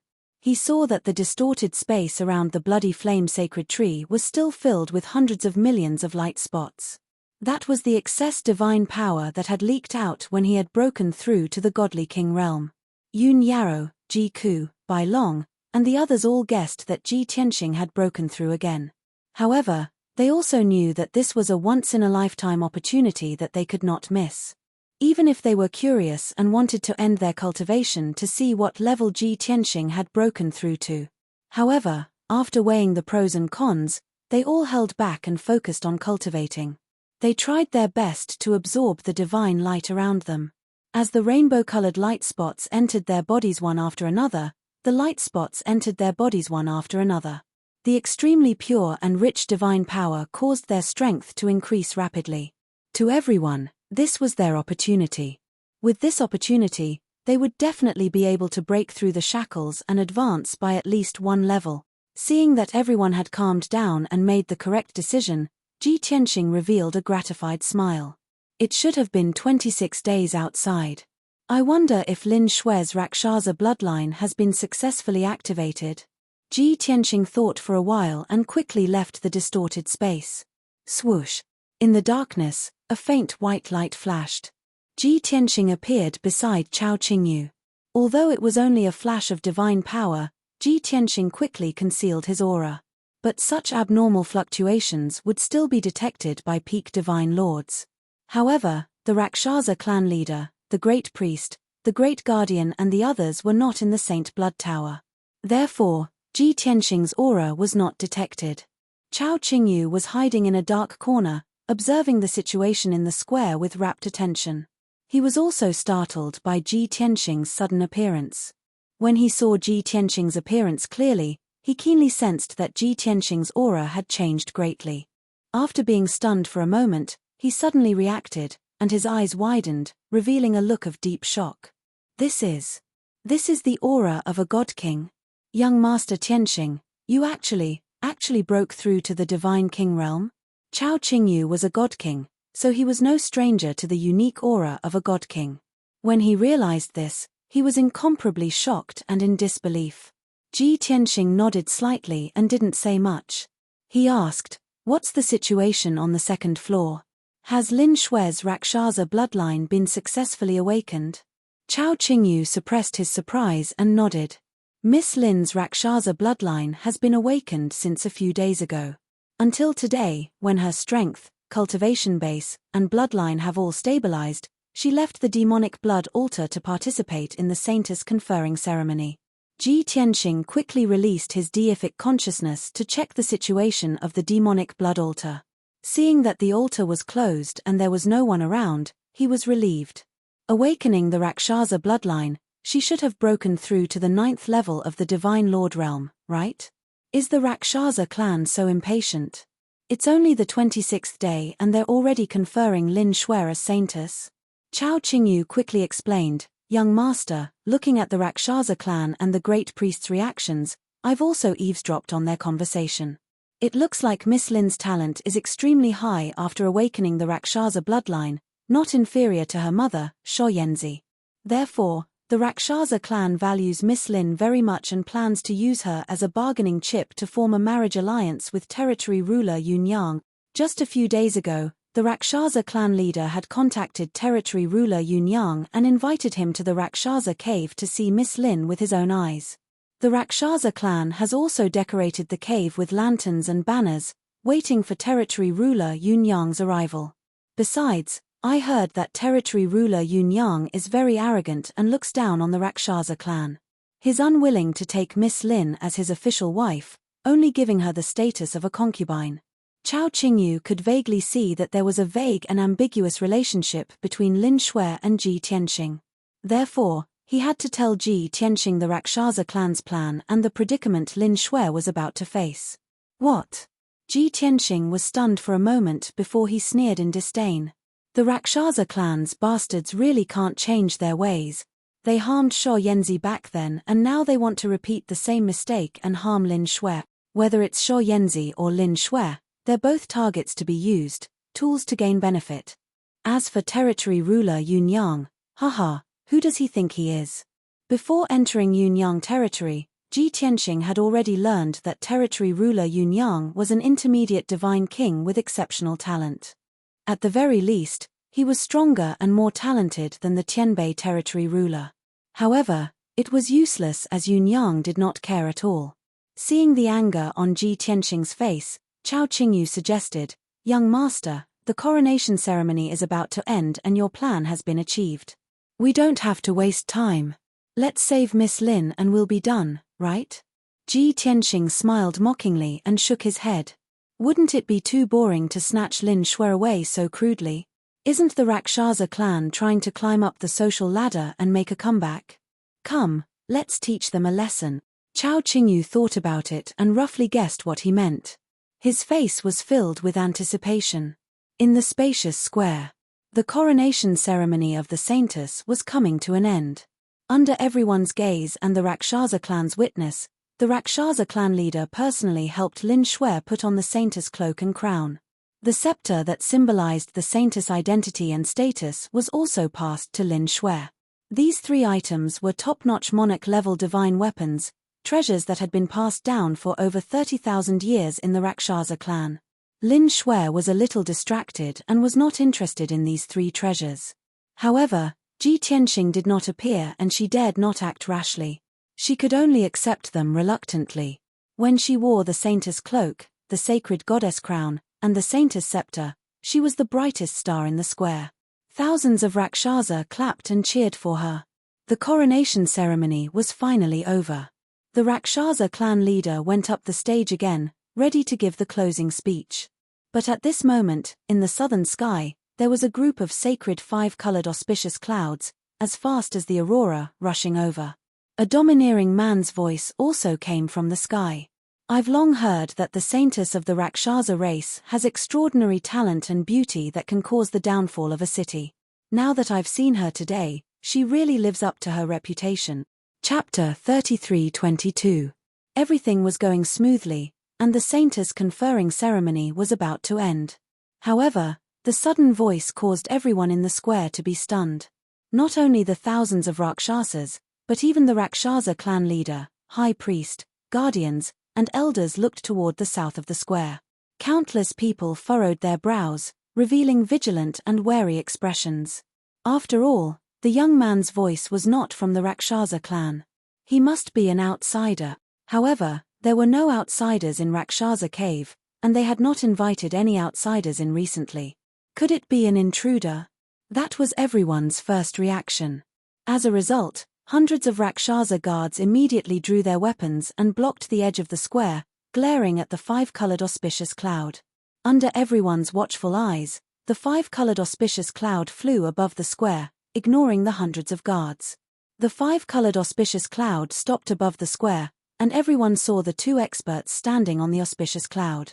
The person in front was a handsome, white-robed, black-haired human youth. His aura was sacred and majestic, and his bearing was dignified. He looked extremely mysterious, making people fearful and respectful. The other god tribe expert was tall and burly, and his face was resolute and dignified. He wore a green divine robe. His entire body was filled with powerful divine power fluctuations and thick nomological aura. All the Rakshasas present could not help but feel respectful and fearful when they saw the middle-aged man in the green robe. That was because the divine power fluctuations that the green-robed man emitted had far surpassed the God-Lord realm. It was a level that no one could touch and could only look up to. God-King realm. The Rakshasa clan leader, high priest, and guardians reacted in the next instant, and their expressions changed drastically. The few peak god lords exchanged glances and saw the shock and worry in each other's eyes. As a result, they could not help exclaiming through voice transmissions. What's going on? Why would an outsider intrude into Rakshasa Cave? That white-robed youth is very mysterious. The green-robed man is definitely a god-king expert. Since the green-robed man is a god-king, why is he standing at the back like the white-robed youth's guard? Could it be that the white-robed youth has a more honorable status and is more powerful? Most likely, the white-robed youth is definitely a god-king expert. Moreover, a god-king expert is a guard for the white-robed youth. It's obvious how terrifying the identity and status of that white-robed young man is. Two god-king experts came at the same time? And we don't even know him. What's going on? I hope they don't have any enmity towards our clan. Otherwise, Rakshasa Cave will be in danger. In an instant, the Rakshasa clan leader, the high priest, and the others had a discussion and made a preliminary judgment. Towards the white-robed young man and the green-robed man, everyone was filled with vigilance and respect. As for the tens of thousands of Rakshasa clansmen, although they were ignorant, they did not notice these clues. However, they all felt tremendous pressure. Their hearts were filled with fear and uneasiness. They were filled with worry and vigilance. However, no one noticed. Saintess Lin Shui, who was standing on the high platform, froze when she saw the white-robed young man and the green-robed man. Then, a smile appeared on her face. Her bright eyes flashed with joy and excitement. Of course. No matter how happy and excited she was, she knew how to restrain herself and hide it. In the blink of an eye, she suppressed her excitement and regained her calm expression and gaze. No one could see through her. However, in her heart, she was screaming with joy. This is great. Despicable fellow, you've finally appeared. I knew that you wouldn't leave me behind and would definitely come to save me, but I didn't expect you to swagger through the streets and even ride a five-colored auspicious cloud to save me. Do you want to be my unparalleled hero and make me repay you with my body? Dream on. After a moment of silence, she remembered something more important. Oh right, he said that he's long heard that the Rakshasa saintess has extraordinary talent and beauty. Is he talking about me? Is what he said true? Could it be that he doesn't find my current appearance demonic and ugly but admires and likes me? If that's the case, Then I'm relieved. Lin Shui looked down at herself as she thought. She held her cheeks with both hands, looking nervous and uneasy. Even if the Rakshasa clan thought that she was as beautiful as a fairy, she would not take it to heart. She only cared about that fellow's opinion. At the same time, the Rakshasa clan leader and the high priest took the initiative to ask questions in order to ease the tense atmosphere in the square. May I know who the two of you are? Why did you barge into the Rakshasa cave? If I remember correctly, our clan hasn't invited guests from other clans recently, right? Although he was questioning the other party's identity, the Rakshasa clan leader did not forget to bow and remain respectful and courteous. After all, the Rakshasa clan could not afford to offend a godly king powerhouse. Especially when the other party was two godly kings. On the five-colored auspicious cloud, the white-robed youth was in high spirits. He stood proudly and had no intention of explaining. On the other hand, the green-robed man behind him answered for his master dutifully. He said with an indifferent expression, "The Rakshasa clan indeed did not invite my master.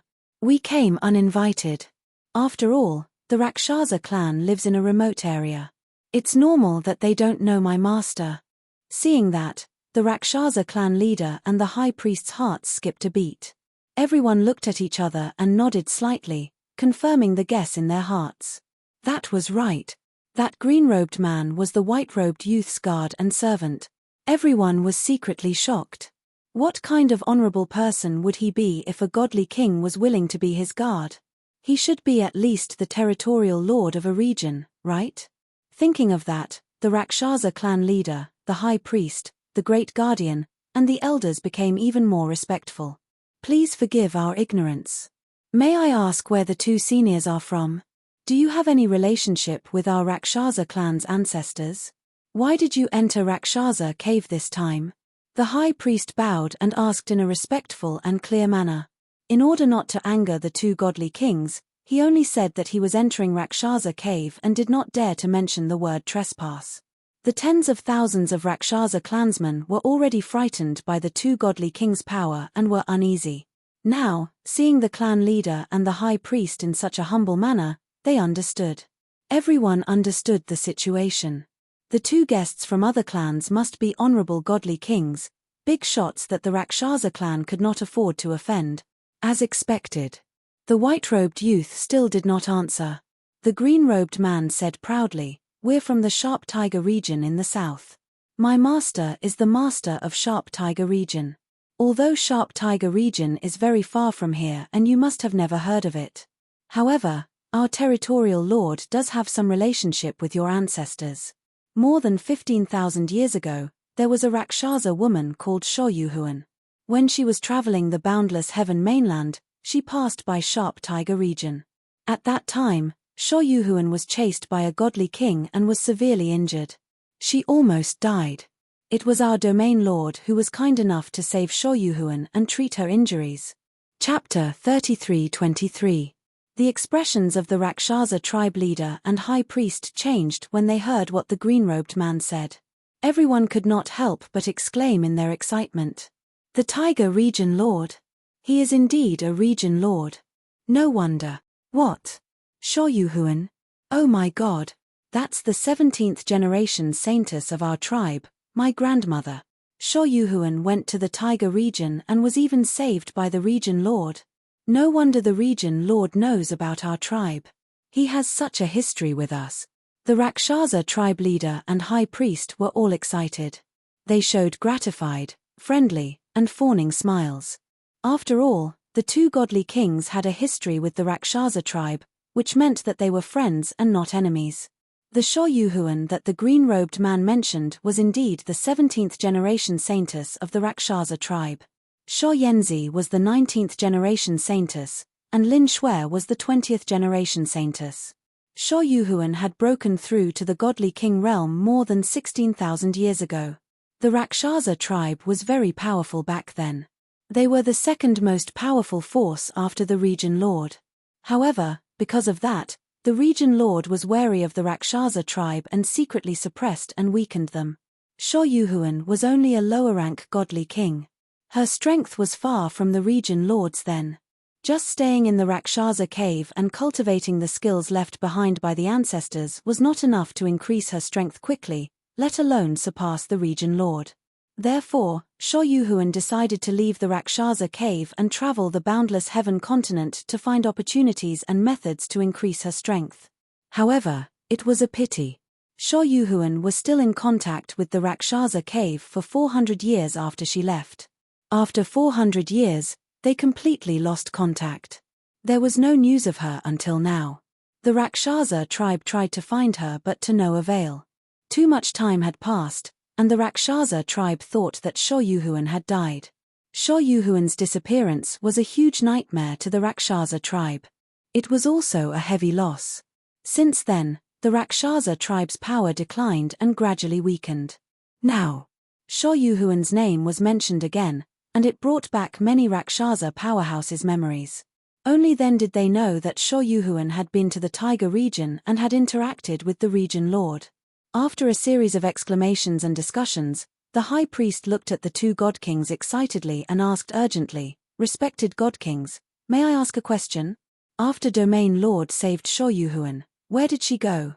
After that, was there still any contact between Sho Yuhuan and the Domain Lord? Is she still alive? And where are you?" Seeing the high priest asking a series of questions with an indifferent expression on the white-robed youth's face, the green-robed man frowned and said with some displeasure, "Are you asking a question?" "Ah." The high priest was rather embarrassed. He quickly explained with a smile, "Senior, please don't be angry. I was just worried. After all, Luo Zhan is Sho Yuhuan's grandson. For the past 10,000 years, there has been no news of grandmother. We are all extremely sad." Only then did the green-robed man's expression soften significantly. With a dignified expression, he said, "After my lord saved Sho Yuhuan, he healed her injuries and allowed her to leave. As for where she went and why she disappeared, we don't know. After all, our domain lord only met her by chance. It's not appropriate for us to interfere with her private matters." This.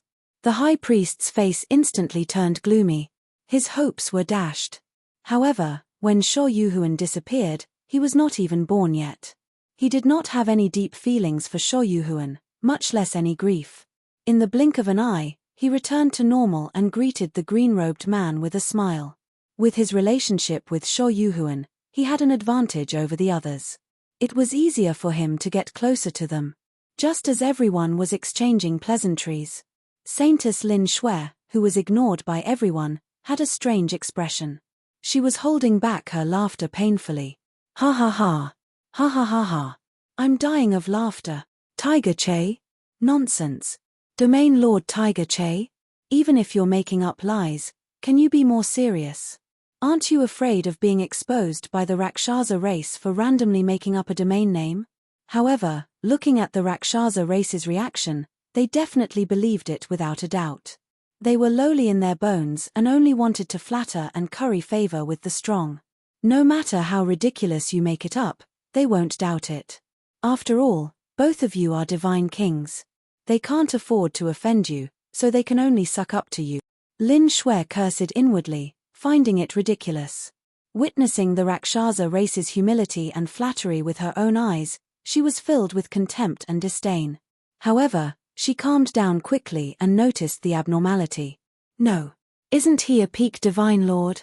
When did he break through to the divine king realm? Also, how do they know the name Sho Yuhuan? Even if it's a lie, how can they make it up so well?" At this moment, after the high priest and the green-robed man finished exchanging pleasantries, they had gotten closer. The green-robed man also explained the purpose of his visit to everyone. It turned out that he was accompanying Domain Lord Tiger Che to travel the continent and accidentally passed by Cloud Yang region. It was only then that he remembered the Rakshasa race's existence. After many inquiries and searches, they found Rakshasa cave and broke in easily by breaking the divine formation. They did not expect to be so lucky to meet the Rakshasa race's new saintess. They had long heard of the Rakshasa race's saintess reputation. It was a good opportunity to meet her. Knowing this, the Rakshasa leader, the high priest, and the rest were completely relieved. Not only were they not worried, but they were also secretly delighted and excited. Especially the Rakshasa leader. He was so excited that he thought to himself, God is really helping me. Not only can our race form a marriage alliance with Domain Lord Yunyang, but we can also become acquainted with Domain Lord Tiger Che. Domain Lord Tiger Che is very interested in our race. I only need to do some work and we can become friends. By then, our race will have the help of 2 Domain Lords. Why should we worry about not being able to rise again? At this moment, the High Priest suddenly realized that the Honorable Domain Lord Tiger Che had been silent, but he was sizing up Saintess Lin Shui with admiration. Domain Lord Tiger Che was not only handsome, but also dignified. Even when he was sizing up Lin Shui, he did not look annoying at all. His expression and gaze were focused, revealing admiration and praise. It was definitely not a greedy or wretched gaze, but an affirmation and admiration for beautiful things. The High Priest immediately realized that his chance to show off had come. Therefore, he plucked up his courage and asked, Lord Tiger Che, this is Saintess Lin Shui, whom our race has conferred today. She's the most outstanding young woman in our race. I wonder what Lord Tiger Che thinks of our Saintess. Or perhaps, can you give some pointers and enlighten our Saintess? The white-robed young man smiled, not hiding his admiration at all. He said solemnly, Saintess Lin Shui's appearance and bearing are rare in this world. Although she's only a 9th-level divine sovereign now, her talent is outstanding and her potential is great. She'll definitely break through to the Divine King realm soon.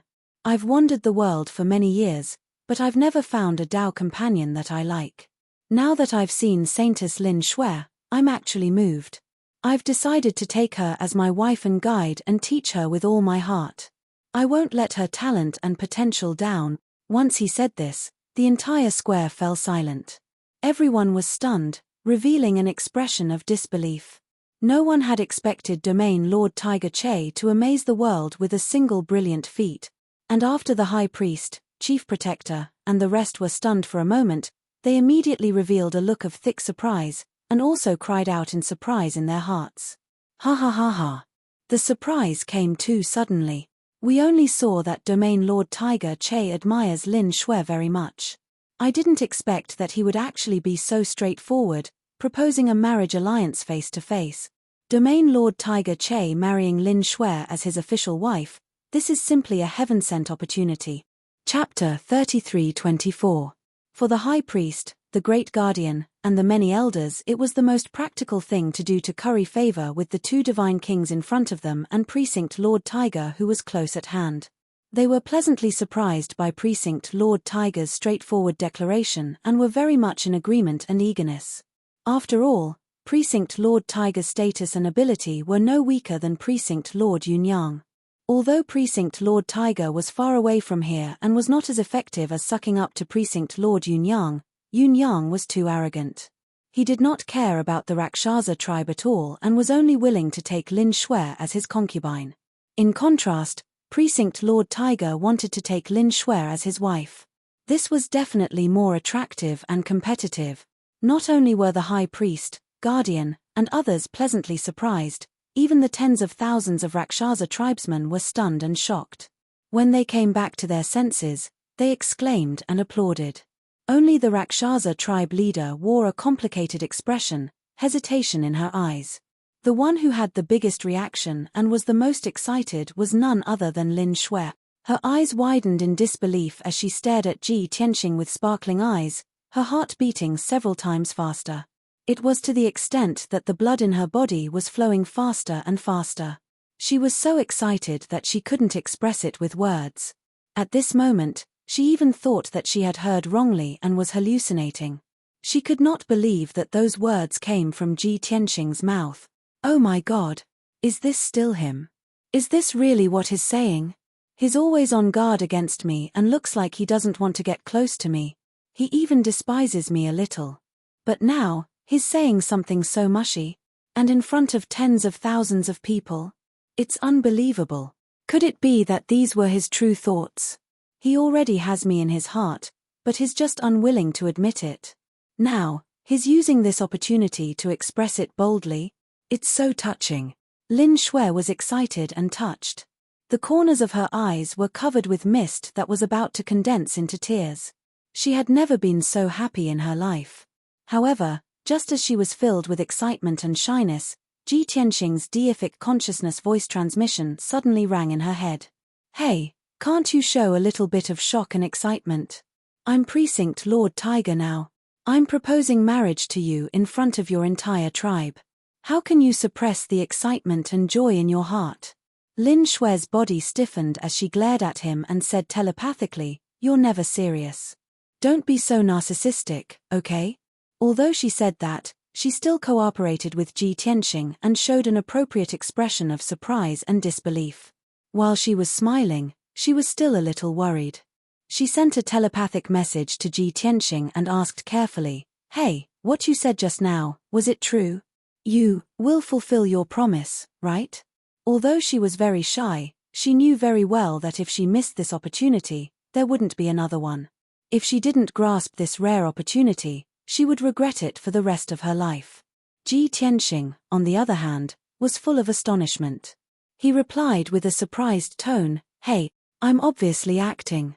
I'm just trying to save you, right?" Lin Shue's joyful smile froze. Her body, which was trembling with excitement, stiffened on the spot. Her excitement quickly cooled down, and she regained her composure. A strong sense of disappointment and bitterness pervaded her heart, making her feel as if all the strength in her body had been sucked out. The mist in her eyes condensed into 2 bean-sized teardrops and quietly slid down her face. "Ha ha ha. I knew it. You haven't changed. I'm the one who thinks too much," Lin Shui murmured in her heart, feeling indescribably uncomfortable. At this moment, the high priest, the great guardian, and the others were shocked by Xuelin's reaction. Someone exclaimed, "Look, the saintess is crying. What's going on? Is the saintess so excited that she can't help crying? That must be it. After all, Precinct Lord Tiger is so straightforward." Happiness came too suddenly. The vast majority of people supported this marriage, so naturally, they were thinking in a positive direction. However, the Rakshasa clan leader frowned. After a moment of hesitation, he shouted with a dignified expression, "Silence." Instantly, countless people in the square quietened down and looked at the Rakshasa clan leader. The Rakshasa clan leader bowed to Ji Tianxing and said in a neither servile nor overbearing tone, "Precinct Lord Tiger, thank you very much for your affirmation and love of our saintess. This is our clan's honor. However, marriage is naturally a matter of mutual consent. Don't you think so?" Ji Tianxing nodded slightly and said calmly, "Of course. You can't force a melon to be sweet. I understand this principle." Hearing this, the high priest, great guardian, and the others all frowned. They had a bad feeling. That was because they had already guessed the Rakshasa clan leader's thoughts from his tone. As expected, the Rakshasa clan leader looked at Lin Shui with a dignified expression and asked in front of everyone, "Lin Shui, the Honorable Precinct Lord Tiger has come from afar to watch our saintess's ceremony. The Precinct Lord admires you very much and is willing to marry you, guide your cultivation, and help you break through to the Divine King realm. Based on the principle of fairness and willingness, I'm asking you in front of everyone now. What do you think? Don't worry, as long as you agree, I won't stop you." Although he said so on the surface, he spoke to Lin Shui through telepathy in a serious tone. "Lin Shui, you must consider this carefully. You mustn't be hasty. You're our saintess now. When you make a decision, you must consider the big picture. You must know that your marriage with Precinct Lord Yunyang is 70 to 80% certain. As for this Precinct Lord Tiger, we still don't know his identity and background. Besides, we don't know where Tiger Precinct is or how far it is from Rakshasa Cave." The Rakshasa clan leader was not hinting but reminding and warning Lin Shui. His intention was obvious. He wanted Lin Shui to reject. However, what the Rakshasa clan leader did not expect was that Lin Shui had completely ignored his telepathic persuasion. In front of everyone, Lin Shui raised her sleeve to wipe away the tears at the corner of her eyes and looked at Ji Tianxing with a smile. She said sincerely, "I'm grateful for Precinct Lord Tiger's kindness. I'm willing. Although Precinct Lord has a noble status, powerful ability, and extraordinary talent, I'm just a mediocre person. As for me, I'm just a person with mediocre aptitude. I can't even enter the domain lord's discerning eyes. Most of the time, I can only be despised and alienated. However, no matter what others think, no matter how Precinct Lord sees me, I want to express my truest feelings. That's right. You are the most handsome man in my heart, the most enchanting man. You have long since monopolized my heart. Other than you, I can ignore any other young talent in this world.